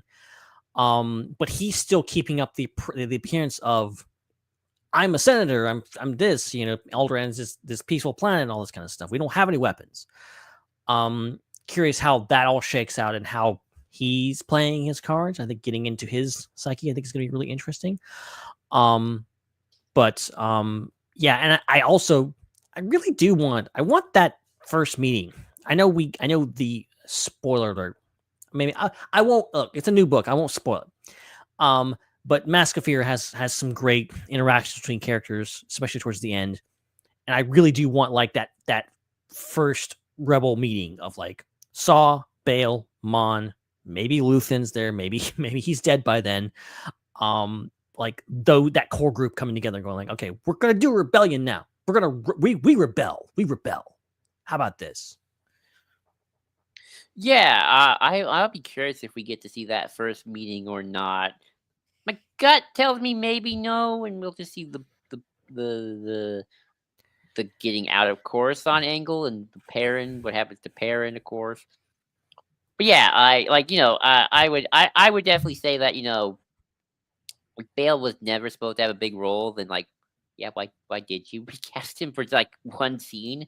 Like I would raise an eyebrow like, why did you recast Jimmy Smith just for one scene and that's it? But the fact that he's going to have a big role in the next arc and it's going to be pivotal to the story, I think okay, yeah, that's what you got to do. Because I also understand like it's funny. I heard it from both perspectives. I read a lot of comments as you do, and I saw like one commenter was like, "Well, of course Jimmy Smith didn't come back. Of course he wouldn't come back for one scene. Like that's pathetic. Like of course he just had to get a different actor." And then there was other people that were like, "Well, why didn't they just write him out? He's just going to be in one scene. Like, what is this? What is this? Being stupid." So I like the fact, like, no, this is the beginning of something. He's going to be a pretty big part of this. I think he will be a part of this until we get to Yavin. I think he'll probably. We could see him on Yavin. He's supposed to. He's on Yavin. I mean, I think we're gonna see like maybe even some of the stuff that's confirmed. This, I think we're gonna see some familiar faces. Maybe General Dodonna. A lot of the Rogue One crew, the people that we see in Rogue One, are gonna be there when we get there in Andor. So I think that makes sense. Look, Ben. All I know is Tony Gilroy said we're gonna see Yavin in a different light. We're gonna go deep into Yavin. Come on, Tony Gilroy. Don't be a coward. We need to see the ghost of Exar Kun. That's how it's going to end. Cassian versus the ghost of Exar Kun. The Exar Kun is their secret weapon against the Empire. That's what's going to happen. My headcanon is always that when you hear some guy in the background shout, "What is she proposing?" That's the ghost of Exar Kun. Just let the girl speak. Yeah, that's Exar Kun saying that. That's my headcanon now. Thank you for that. Okay, we didn't even get to the party. Like the most intense scene, the biggest things. Obviously, we've got the intercutting between what's happening in Gorman. Obviously, spoiler alert, Cinta dies. Really, very sad. And then Clea just goes in and ropes poor Lonnie in to this whole thing. I think Lonnie might be one of my favorite characters in this show. Just his willingness to keep this going. But also, he's like that I keep bringing up memes. I'm sorry. Me and Joel, we talk about memes all the time. So, it's kind of second nature. But the Bob's Burgers thing of just like, okay, I'll go, but I'm going to complain the whole time. Like, that's Lonnie in the rebellion. Like, he doesn't want to be here. He doesn't want any part of this. He especially doesn't want to do this now. I think just having that one room where you have just basically a collection of rebels and Imperials, people that will eventually try to kill each other just in this room, and Clea trying to get this thing out. And it's one of the most intense scenes of the entire show. I think it's so good. It's so well put together. And the hesitancy that Lonnie's putting in, the laser focus that Clea brings to it. Oh man, it's pure Andor. Yeah, I love Lonnie. He's great. I wonder if I hope Lonnie makes it out, right? Like I hope he gets to defect like after and join the rebellion proper on Yavin or something. Like, right? Like I hope he does. That seemed great. Yeah. And also of course Krennic. We get to see Krennic again. Yeah, I mean, Krennic all in his fancy schmancy cape and everything. It's just like they put more metal bars on his normal dress, which is cool. I like to have like kind of a dressy version of the Imperial things. A lot of Imperials in there. I'm curious about this. So Lonnie seems to be building a rapport with like the other inspectors, like Dedra Mira's former assistant is now a supervisor, and then you have the older guy. He's like, "Oh, I'll buy you lunch. You buy me lunch, whatever else." I'm curious, what's What's going on there? Any theories? I'm very curious what Lonnie's play is there. I guess a little good information, get a little spy network. It's hard to say 'cause these guys don't seem like they would defect to the rebellion so quickly. But then again, it's like we're getting to that point now where former Republic officers are starting to realize, oh, the Empire is evil. We should defect and start forming rebel cells. So I don't know. Maybe Lonnie's trying to build a little mini network of unsuspecting spies, so to keep his ear to the ground of what's going on at the ISB and Gorman.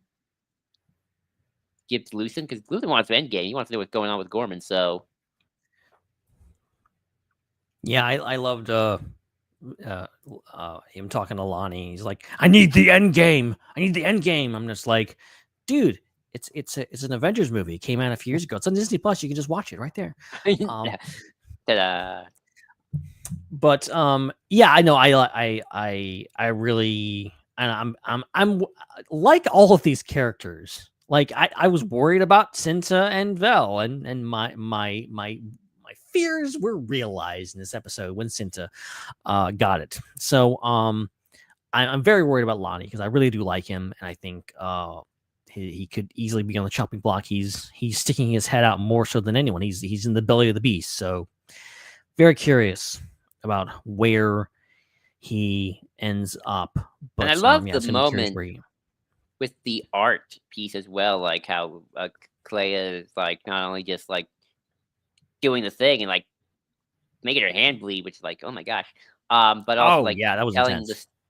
But also, she's telling this. I love how I love how both Mon and Clay are like, and Krennic are all like telling the stories of these art pieces and having like these little catty debates about them. It's like especially like Krennic and Mon Mothma. It's like, it's like, one man's terrorist, another man's rebel, huh? It's like that was great. That was some good stuff. Just a little debate back and forth between Krennic and Mon Mothma. Yeah, two people that, again, will in Rogue One, essentially trying to kill each other. That's the plot of Rogue One. Mon Mothma and good old Mendo going after each other. Getting them to just like sit in the room and like this kind of unspoken thing of like they kind of know where each other is landing. Obviously, Mon Mothma knows what's going on, but I think Krennic is not stupid either. And this whole war of words that they're having simultaneously with what's going on the other side of the room. It's just phenomenal stuff. Classic Andor. Love it. One more thing I forgot since we're still talking about Mon Mothma. Real bummed that the Senate scene where the guy is giving like the Imperial pledge of allegiance is in Masameda. Who is that guy? Okay, that's the recast that I'm actually angry about, okay? They recast Masameda. They put some other alien in there and they thought we wouldn't notice, but we did. I know. By the way, I thought this was funny. Is there a link between Gingers and Imperial First Order double agents? Maybe. I mean, I don't know. Is Lonnie Hux's granddad? I don't know. Is there a connection there? I don't know. Weird, but I don't think Lonnie has. I don't think Lonnie is going to have a place in the First Order. I just get this feeling he's not going to be on board with that thing whenever it comes along. So, but all that is to say, really 3 great episodes or so things. Obviously, guys, let us know in the comments if you have give us your rating out of 5, brief little review. Maybe we'll try to throw it up on the screen before we get too much out of this. But I think we can wrap this up. But there is one other thing. There is another thing that I think perhaps we should do. Perhaps we should talk about it. Yeah. Because it is time. Yeah. Once again, I'm doing the thing. Here it is. It's time for Ben Hart, the Star Wars guy. Yes. Ben Hart, the Star Wars guy. That's not it. Let's try that. Screwed it up. Let's try that again, people. Ben's All right, here we Connection go. Corner. Connections in the corner with Ben. It's Ben's Connection Corner. Do. How's it going, everybody? Ben's Connection Corner is filmed in front of a live studio audience. There we I've go. done that myself. That's weird. But look, I took some notes. Okay, I actually, did some research on this, so I wasn't gonna let this go by. I wouldn't let the evening go without things. Obviously, we talked about a couple of things, so it's pretty cool. We talked about the Tarkin Master. We talked about Dakar. Something I noticed. I don't know if this is actually intentional or not. But the layout of Cyril's office looks a lot like an Imperial Star Destroyer bridge. Oh my god! You were saying that, and I'm like thinking about it like now. Like, oh my gosh, you're right. It does. I was just watching the episode earlier, and I saw. I'm like, wait, I was thinking, okay, where have I seen this before? Like, there's this gangplank walkway. There's pits on either side. There's this thing. Obviously, there's a room on the end, but the general idea is like there's a windows out into the open, out to the outside. And I was like, where have I seen this? Oh, it's a bridge. There's got to be some intentional symbolism there. With Cyril, being that his office is at the end of that on the bridge, so on the tip of it. So pretty cool.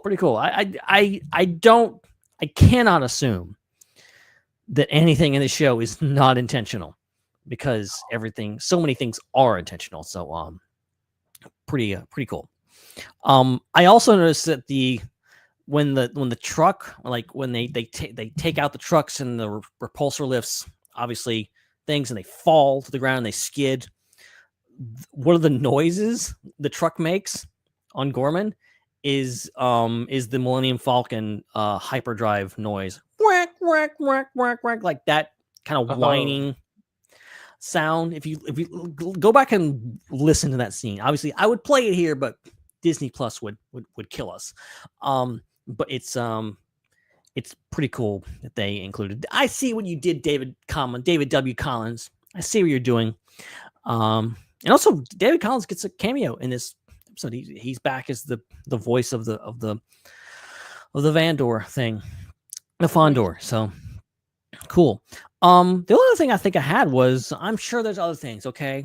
Don't yell at me, just inform me, okay? I've only had 48 hours to watch these episodes once and talk about them, okay? So I might have missed a few because also there's some other stuff that we talked about previously that I didn't feel like we needed to bring up again. But the big dude that goes in and interrupts things and inadvertently helps kill Cinta, he says, "Get the Chob out of my way." Which Chob is like a god or like a cursing thing in Star Wars that I've heard before. I forget where it actually showed up. But I looked it up on Wikipedia, and Wikipedia, I think in the subtitles on Disney Plus, it said Chob with one B, and the Chob on Wikipedia is spelled with two B's.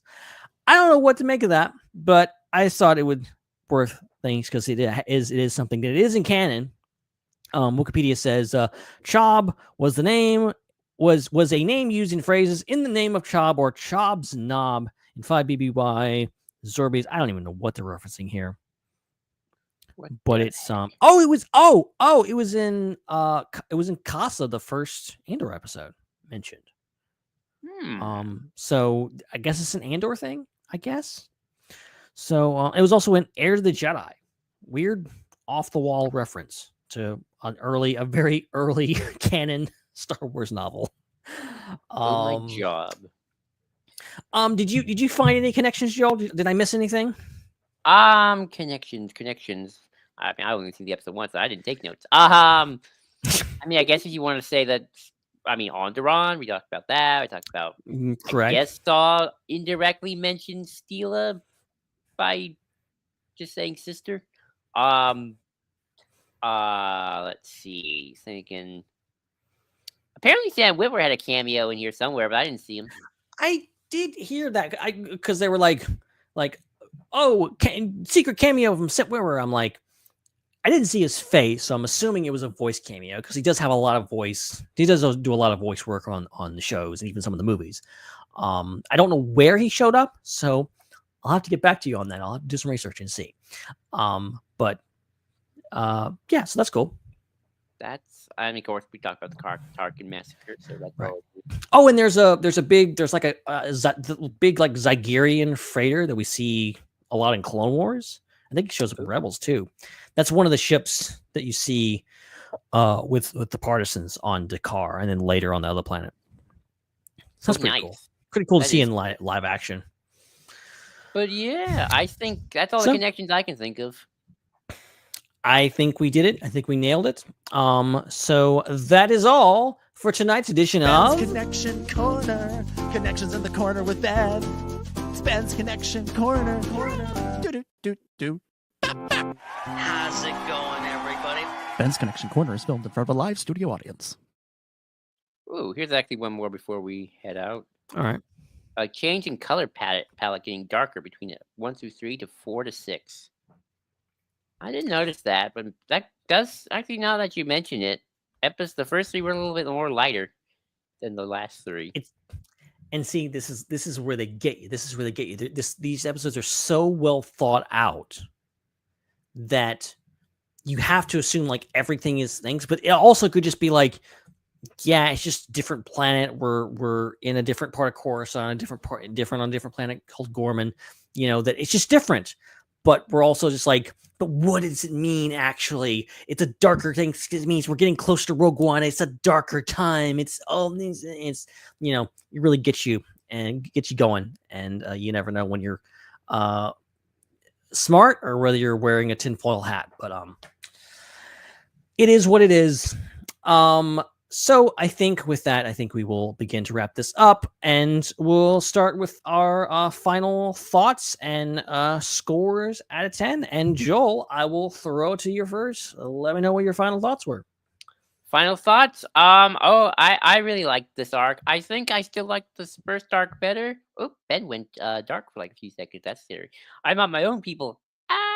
Overall, I mean, it was really fun. I liked seeing more of Cassian and Bix together. That's never going to go. Of course, I feel like this is setting up for some sadness in the future. I think I missed a little bit of Mon Mothma, though. I wish he had a little bit more to do in this arc. Because that's what I loved about the first one. We got the wedding. It's interesting to see where Luthen's going to go. I think we're starting to see the beginning of the end for him. Loved Gorman. Gorman was brilliant. Yeah, I think Cyril's gonna be set up for the fall guy.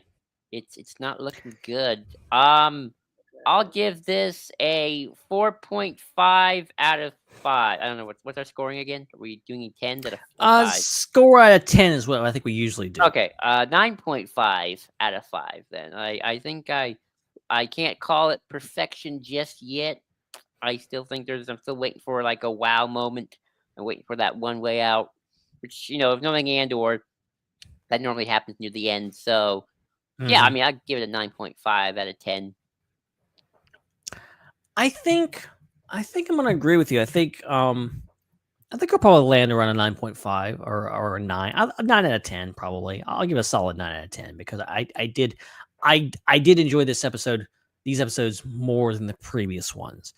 I still want to watch them all together. You know, I'm already like planning for like when these episodes are out and done, I want to go back and do a whole rewatch again, just watch them all the way through, just to watch Andor season 1 to Rogue One to see what you're saying. You should just do that. Yeah, that's the dream, right? That's what you really that's what Diego Luna keeps saying is like you need to you're immediately as soon as you're done with this, watch Rogue One, and obviously like doing like just stay at home all day and just watch Andor and Rogue One all together.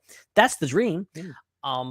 But these episodes in particular, I really did enjoy. I like the build up that they had. I like what they had to say about the characters. I think the character relationships were on full display here. Really great interactions between obviously Cassian and Luthen, Bix and Cassian. Saw just stellar. I mean, like we never talk about it because it's just a given, but I feel the need to like bring it up every week. Just like the performances, the visual effects, the acting, the cinematography, everything is perfection. It is so good. It cannot be said enough. Especially love that really great shot of I think the space shots and like the ships going in and out of hyperspace, stuff like that feels special because we get so few of them. But like the great shot of them leaving the car and then kind of it's the wing mounted camera going into hyperspace, just gorgeous. Like they really outdid themselves. I could genuinely ramble all night about how this. I really love these episodes, and I'll be honest, I was kind of iffy on the last 3 episodes. I was, last week I was kind of like, okay, what are we doing here? I wasn't quite feeling it. I think this really brought me into like, okay, this is the Andor that I'm used to. This is feeling right. So emotionally, I'm really, really locked in for next week because I think it's about to get bad, or should I say good, or should I say bad? I don't know. Depends on how you look at it. From a certain point of view, it's gonna get Sith is about to get real. But as I said, 9 out of 10 for me. Yeah. So that is Andor episodes 4 through 6. We'll have episodes 7, 8, and 9 next week. So be sure to tune in for that discussion. We've got a lot. I'm sure we'll have a lot to talk about. Technically, this is the part of the show we're supposed to like cover day 2 of Celebration. But for one, not a ton happened on day 2 of Celebration. We got a Zero Company trailer. We got a season 2 trailer of Ahsoka, which I actually have a lot to say about Ahsoka, quite frankly, but I don't want to keep you here as long as you have to. If I could, okay, let's spend like 5 minutes on this. Let's spend like 5 minutes because there was a lot. There actually was quite a bit shown about Ahsoka, and I do want to like get into it. And obviously, I want to get Dom and Hannah's things, but like, they still got they're like busy, and there's con crud, and we really want them to get better. Why don't they just do a Celebration look back after Andor? Then you have all day to talk about it. That's probably like you're not wrong there. Probably that's what's gonna happen because like I want to like talk to somebody that was there. I want a full debrief, and there's so much things and it just gets piled on because things. But Ahsoka, go. What did you have to? What do you want to bring up with that? I'm really excited for season 2. It sounds like they're really upping their game for season 2. Shocker, Ben, but did you know that shows can get season 2 and improve upon things that may not have worked in the first season? Did you know that they could do that? No, crazy. I know. Okay. I'm also really another thing that I'm really interested in is they're filming in the UK. They just started filming too. They might have filmed a couple last week. No, it's this week. Which I'm really curious about because that means because the UK tends to be the place where the movies are shot. So because they have more space to build sets, and I'm starting to wonder if because Acolyte and Andor were filmed in the UK. So I wonder if that means that the production's just going to look better. The sets are going to look better. The camera dynamics are going to look better. I mean, Ahsoka was a pretty good looking show. I'm not saying any of the shows look cheap, which maybe like Kenobi kind of has the kind of the cheapest looking one. But oh my gosh, what the? Oh my goodness, Dominic, you're here. Hi. What the hell is going on? Well, we were just about to wrap up, but we were going to spend like 5 minutes talking about Celebration. Joel, I don't mean to be rude. Yes. But you're not the host of the show. Why are you the only person here? Because Ben had to go. What the hell is this? Go off What somewhere. the hell is this? Yeah. Hello. I step away for 2 seconds? Yeah, well, I'm back here. You know what? You guys leave. I'll take over from here. Your mic is not plugged in either, I don't think. Oh, it's not? Well, shit. Bye-bye. Wait, yeah, I got So Andor. Well, shit. Andor Celebration. We're gonna all break it out. We're gonna spend 2 more hours because you're here to talk about this. Sure. Yeah. That sounds fun. All right. What do you think about the first season? You want to redo the entire Andor discussion right now? For Okay, not just this week, but last week too. Let's do both. Let's do all 6 I love that we were literally just lamenting that you weren't here, and now you show up. Well, look, I'm like Beetlejuice. You say my name 3 times, I show up. Look, can I'm trying to think, what do I most want to talk about with Andor? And like, what is the thing that is most unlikely that you've covered already?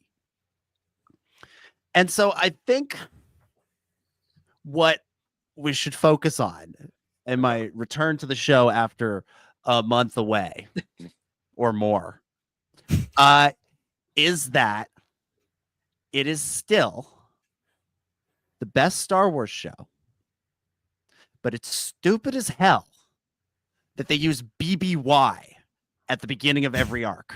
Oh, not this again. This is the show that should be marketed to people that don't understand Star Wars, that don't get it, that are just like, hey, what's this Star Wars thing? I remember those movies from back in the day, but it's so complicated to get into. This is a show that you can just kind of drop into. You don't need to know a lot about the lore. It's not Mandalorian where they're like, hey, remember the droid that Uncle Owen didn't buy? We've made it into a character, which we love Mando for. Like, I'm not criticizing necessarily. I'm just saying that it's a bit it goes a little overboard. But the show chooses to begin with a BBY, and it never says what that means. At no point does it say before the Battle of Yavin, which in and of itself is an insane thing to ask people to know what it is. If you don't already know, people have Google. They have Google. They just start with BBY, 3 baby. That's what it looks like it's saying at the beginning of every arc. So that's Andor, baby. That's my first Andor, complaint. baby. My second complaint: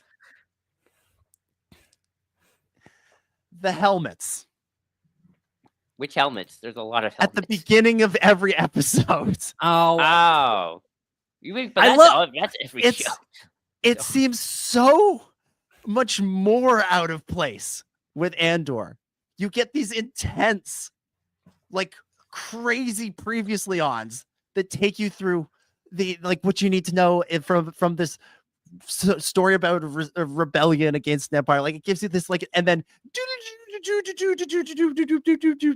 and then you go into Nicholas Britell's friggin' theme that is so it totally doesn't work. It totally doesn't work. So you have to do them silently. They should be muted. That's always been the worst thing, has been the soundtrack to it. The helmets themselves are fine. It's the soundtrack that's bad. Anyway, the show was going just great until you showed up and started complaining about everything. Well, you know what? You know what I can provide? I will provide something that you haven't had. And we won't do celebration because I don't have time to do 40 minutes about the greatest weekend that you all missed. You can go read about that at dominicgjones.substack.com. Celebration of Kindness. That's what the post is called. You should read it. It's 4,600 words. It'll take you like half an hour to read. Oh, thank you, Joel. I appreciate it. See, Joel's a good friend, Ben. He reads my stuff. I just post it. Yeah, that's true. Ben does post it. I do just message Ben every couple of days. I spent too much time posting all your shit. Yeah, exactly. I also read your Andor review too. This was pretty good. Thank you. Thank you. I will ask you a question based off your Substack. Okay, this is something we did not cover. So Dominic, you in your first Substack, I am playing host now. You mentioned how season 1, season 2 obviously feels different because we're doing the 3 arc kind of semi-anthology thing outside of season 1's kind of arcs, but there's more of a cohesive through line compared to the Gorman thing. Yeah. Did you have that same kind of pace feeling with this arc compared to the first one, or did it go away? 'Cause I didn't see that in your Substack for this arc. Was that still there? It more went away. I think. Okay. I think because with the first arc, you're just hypothesizing what's going to happen next, and it's hard to envision how you pick up on some of those things. And when we're dropped into the second arc, Cassian and Bix are living together. We see how she's still dealing with the repercussions of what happened to her. She's doing the death sticks and all that. She's still having the dreams. With the Cyril and Dedra stuff, there's been an evolution, like things have changed in the past year, but we suddenly it starts to make sense why they're together, which is that Dedra's using him the whole time, and she's just kind of maneuvering him. So like you can piece together what's happened. Same with Luthen, same with Mon. Like you can sort of draw the pieces together, even though we're missing a whole lot of time. So it worked better going into the second arc, or no, I shouldn't even say it worked better. It just worked going into the second arc because now there's like concrete examples you can look at how arc 1 and arc 2 connect with each other, and that year gap doesn't feel quite as devastating as it otherwise might have. I would have liked more time to Morin Brasso, sure. Would have liked more time to see the after effects of Tacoma? Tacoma and oh god, what's Mon's daughter's name? Lita. Lita going through seeing the repercussions of the wedding, like all that stuff. Those sorts of things I wish they had. I wish we could have seen that, but I'm glad that it still works and the through line is there, and the Gorman through line seems to be very, very strong through this season, even stronger than Tony Gilroy suggested, because he said it would be in 5 episodes. This is gonna be. We still haven't seen the massacre yet. Not yet. Yeah. So there's that. Yeah. So I didn't mind it so much. Okay, I'm just curious. Yeah. Here's what I can provide a review from that will be quick, that has likely not been covered on the show. I presume you guys went and saw Revenge of the Sith in the theaters this weekend. Yes. Okay. So you went and saw it. Yo. Did you see it in 4DX?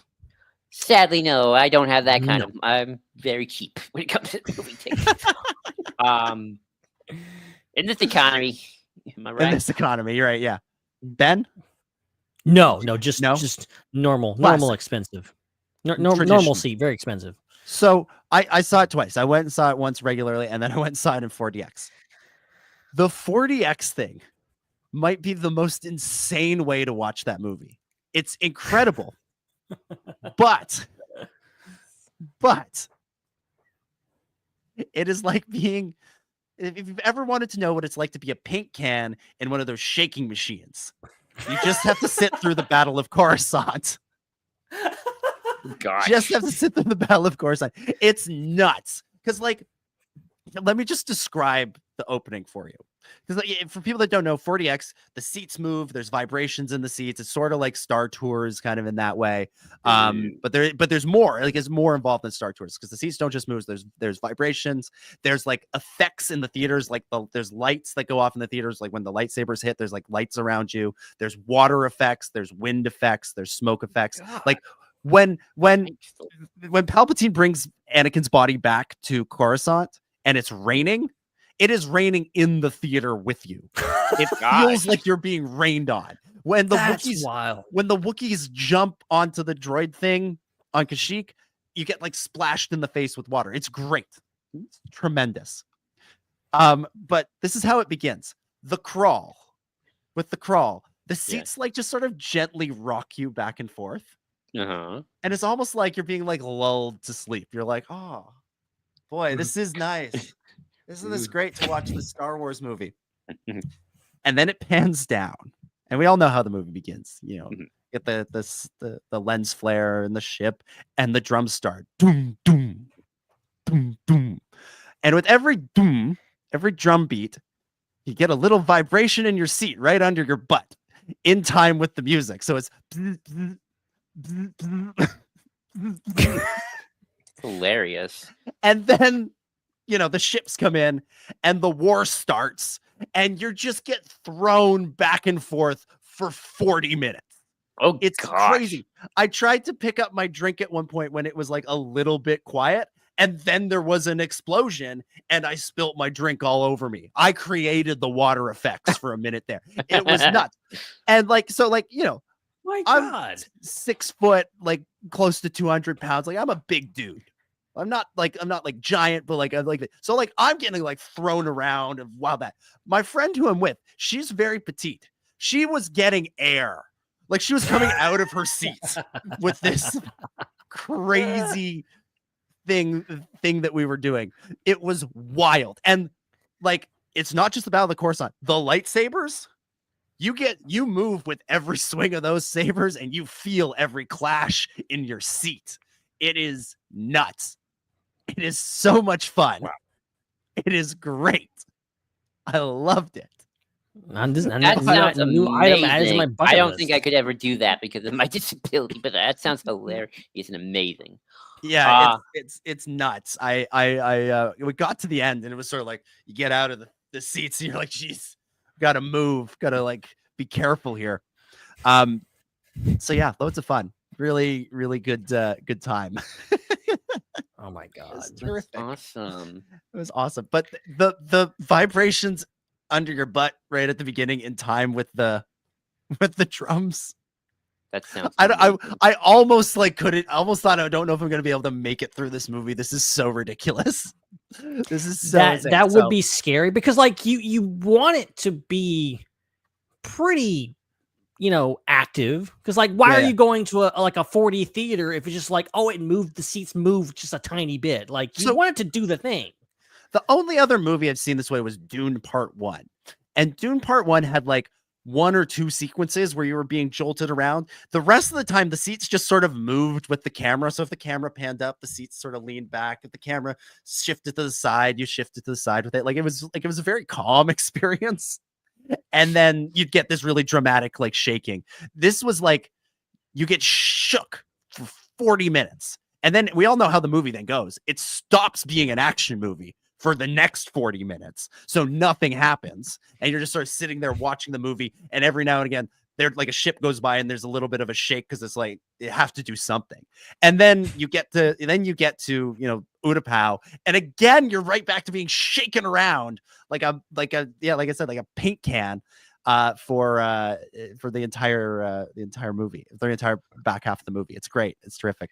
I was gonna say if I knew that, I'd be like, go ahead. I was going to say, Skywalker Academy asks any falling sensations like when they're falling down the other elevator shaft. No, that's one thing they don't really have in this. Doesn't feel like you're falling. The weirdest part of the elevator sequence was like, that is like sort of the quiet moment in that whole sequence, right? Of the whole like Battle of Coruscant rescuing the Chancellor thing. That's the quiet moment. And when Anakin cuts the hole in the roof and the piece falls down and it shakes and it vibrates and it like, you can hear it go clang, clang, clang. Your seats vibrate, but they vibrate like you're back in the battle. And I'm like, this is not lined up correctly with the level of shaking that this bit of the roof hitting the ground should make compared to the war that we just went through. So yeah. Amazing. Yeah. Amazing. Revenge of the Sith 4DX. It's not in theaters anymore, so you can't go see it, but it was well worth it. Now I'm disappointed.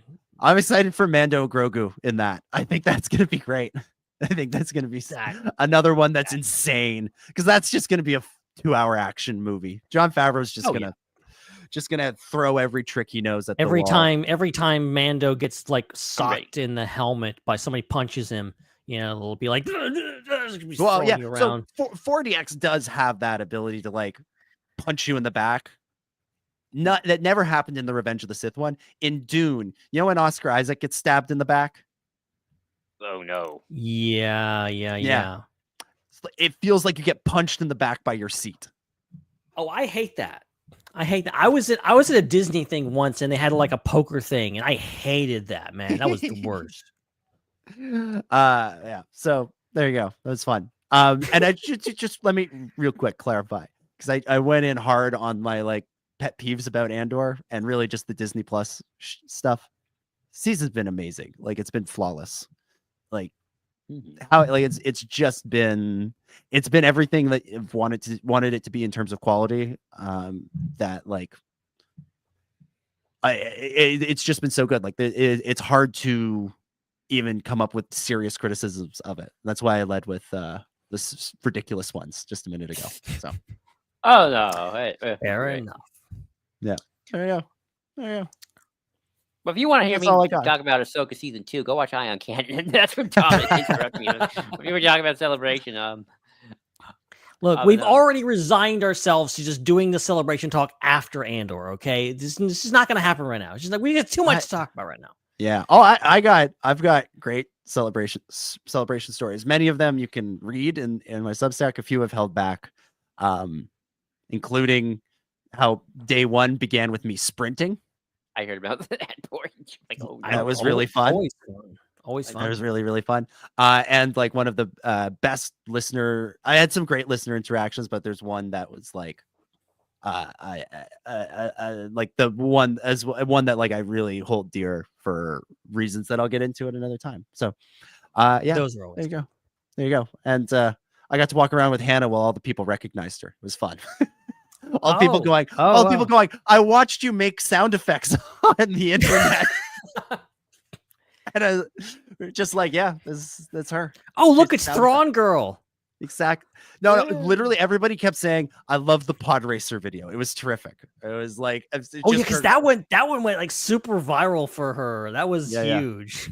And like every time I opened Instagram, that was playing. I was like, okay, Hannah, come on. This is getting out of hand. Yeah, it was great stuff. All right, I need to run away again, so I'll let you guys finish the show. I just thought I'd co-opt things for a minute here. It was a pleasure. It was a pleasure. What's a pleasure? And fingers crossed, I'll actually be here next week. Fingers crossed. But maybe not. I've heard that one before. Maybe not. And Dom, don't after Andor. Remember, there's some book trilogies that we gotta be talking about in the future. Yeah, it's true. So that's some blue guy with red eyes. Yeah. And Bothan who does bad things. Bad Bothan. And a fish admiral we might see a lot of next year. It's a trap. All right. All right. It's a wrap for me. Bye. Bye. Bye. All right. Well, that was an unexpected surprise. If you want, Ben, you can just watch Ion Can to get my thoughts on Ahsoka. I did not expect that. If you just want to. Well, I did want to talk about it, but I think we are legitimately running out of time now. So, look, we'll get into it later. Do like a 5 second thing, Ben. Just like a 5 second thing. Look, okay, Thrawn versus good old Akbar. That's gonna be fun. And there's more. There was I saw Ezra, clean shaven Ezra getting into a flight suit. I saw that was one of the images that came out. Nice. And yes, the trailer. The trailer's out there. It's like an old school like concept art trailer. It's out there. Okay, I'm not gonna tell you to watch it because obviously we are good Disney acolytes. Okay, we would never tell you to do anything below board. Like watch a potato quality trailer that's been shared around a billion times and that everyone obviously has seen, even though we're supposed to pretend we haven't seen it. Yeah, a lot to look forward to. I'm looking forward to getting more into. So maybe actually we'll get a proper trailer because it is filming now. Like the cast is there. The cast is in England right now. They're at Pinewood doing things. So I'm excited for that because that means probably a bigger budget and better production. This is very true. I think they're filming in the same place that Andor filmed. So take that as you will. Maybe we'll see some Andor Ahsoka connections. Get the A shows together and use some of those sets from Andor. But yeah, okay, this is one of our longer recent episodes, but this was worth it. It was great. It was wonderful. Great episodes to talk about. We even got a surprise cameo. We got a surprise cameo in the episodes. We got a surprise cameo on the podcast. How about that? And they didn't recast Dom. We got the same actor again. It's great. Well, we can always recast Dominic with Matthew if we need to be. Put the hat on and just get him to act like Dom. Get him to complain about those helmets. It'll be like method acting. All right, guys. I think that about wraps this episode up for tonight. It was an absolute pleasure being with you guys and talking some more Andor. Unfortunate that we couldn't get the whole crew here together, but we'll be back together soon. And look, I'm already kind of like look, there's so much to talk about these shows. There's no way we can break it all down in a in a 4-week period. And not to mention all the stuff with Celebration. And, oh, by the way, Tales of the Underworld is coming out this Sunday. Yeah. Happy Star Wars Day, everyone. Happy May the 4th. That's happening in a couple of days. And we're getting, 6 episodes of Tales of the Underworld? Crazy stuff. So, so much to talk about. I don't know where we're going to talk about that because we got 3 more episodes of Andor to talk about next week. How are we going to do it? How is it possible? Lucasfilm, you're spoiling us. It's just too much. Oh boy. It's a good time to be a Star Wars fan, guys. I tell you that. Joel, thank you so much for coming on. Not just on this episode, but on such late notice. Of course. And filling in and giving us your thoughts, and of course, tell the people this is your moment. Tell people where they can follow you. Tell people what you're doing. Tell people about Ion Cannon.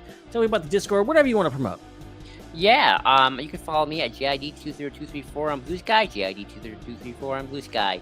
I spend a lot of my time, though, on the Star Wars Underworld Discord, where this Friday at 6 p.m. Pacific, 9 p.m. Eastern, we are going to be playing some Fortnite Star Wars. So update it, make sure it's up to snuff. I'm going to have to make sure it's up to snuff, because I don't know how long that thing is going to take to update.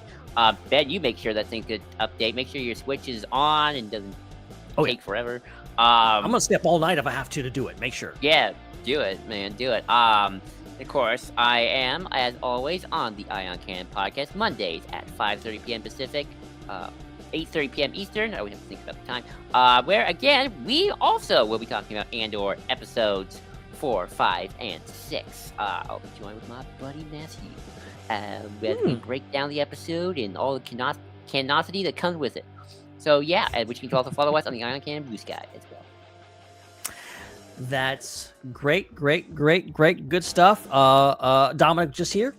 Follow him at DominicJ25 on the socials, and check out Hoth Off the Press. It's all over our socials. As I said, it's good stuff. I post all that stuff up there. Very good stuff. Especially if you've been missing Dom like we have, and you're like, what's he been doing? What's he been up to? Go over there. Go check it out. He's been posting pretty regularly over there. It's a lot easier just to post on a blog than it is to like work out schedules to be on a podcast. I know how that feels.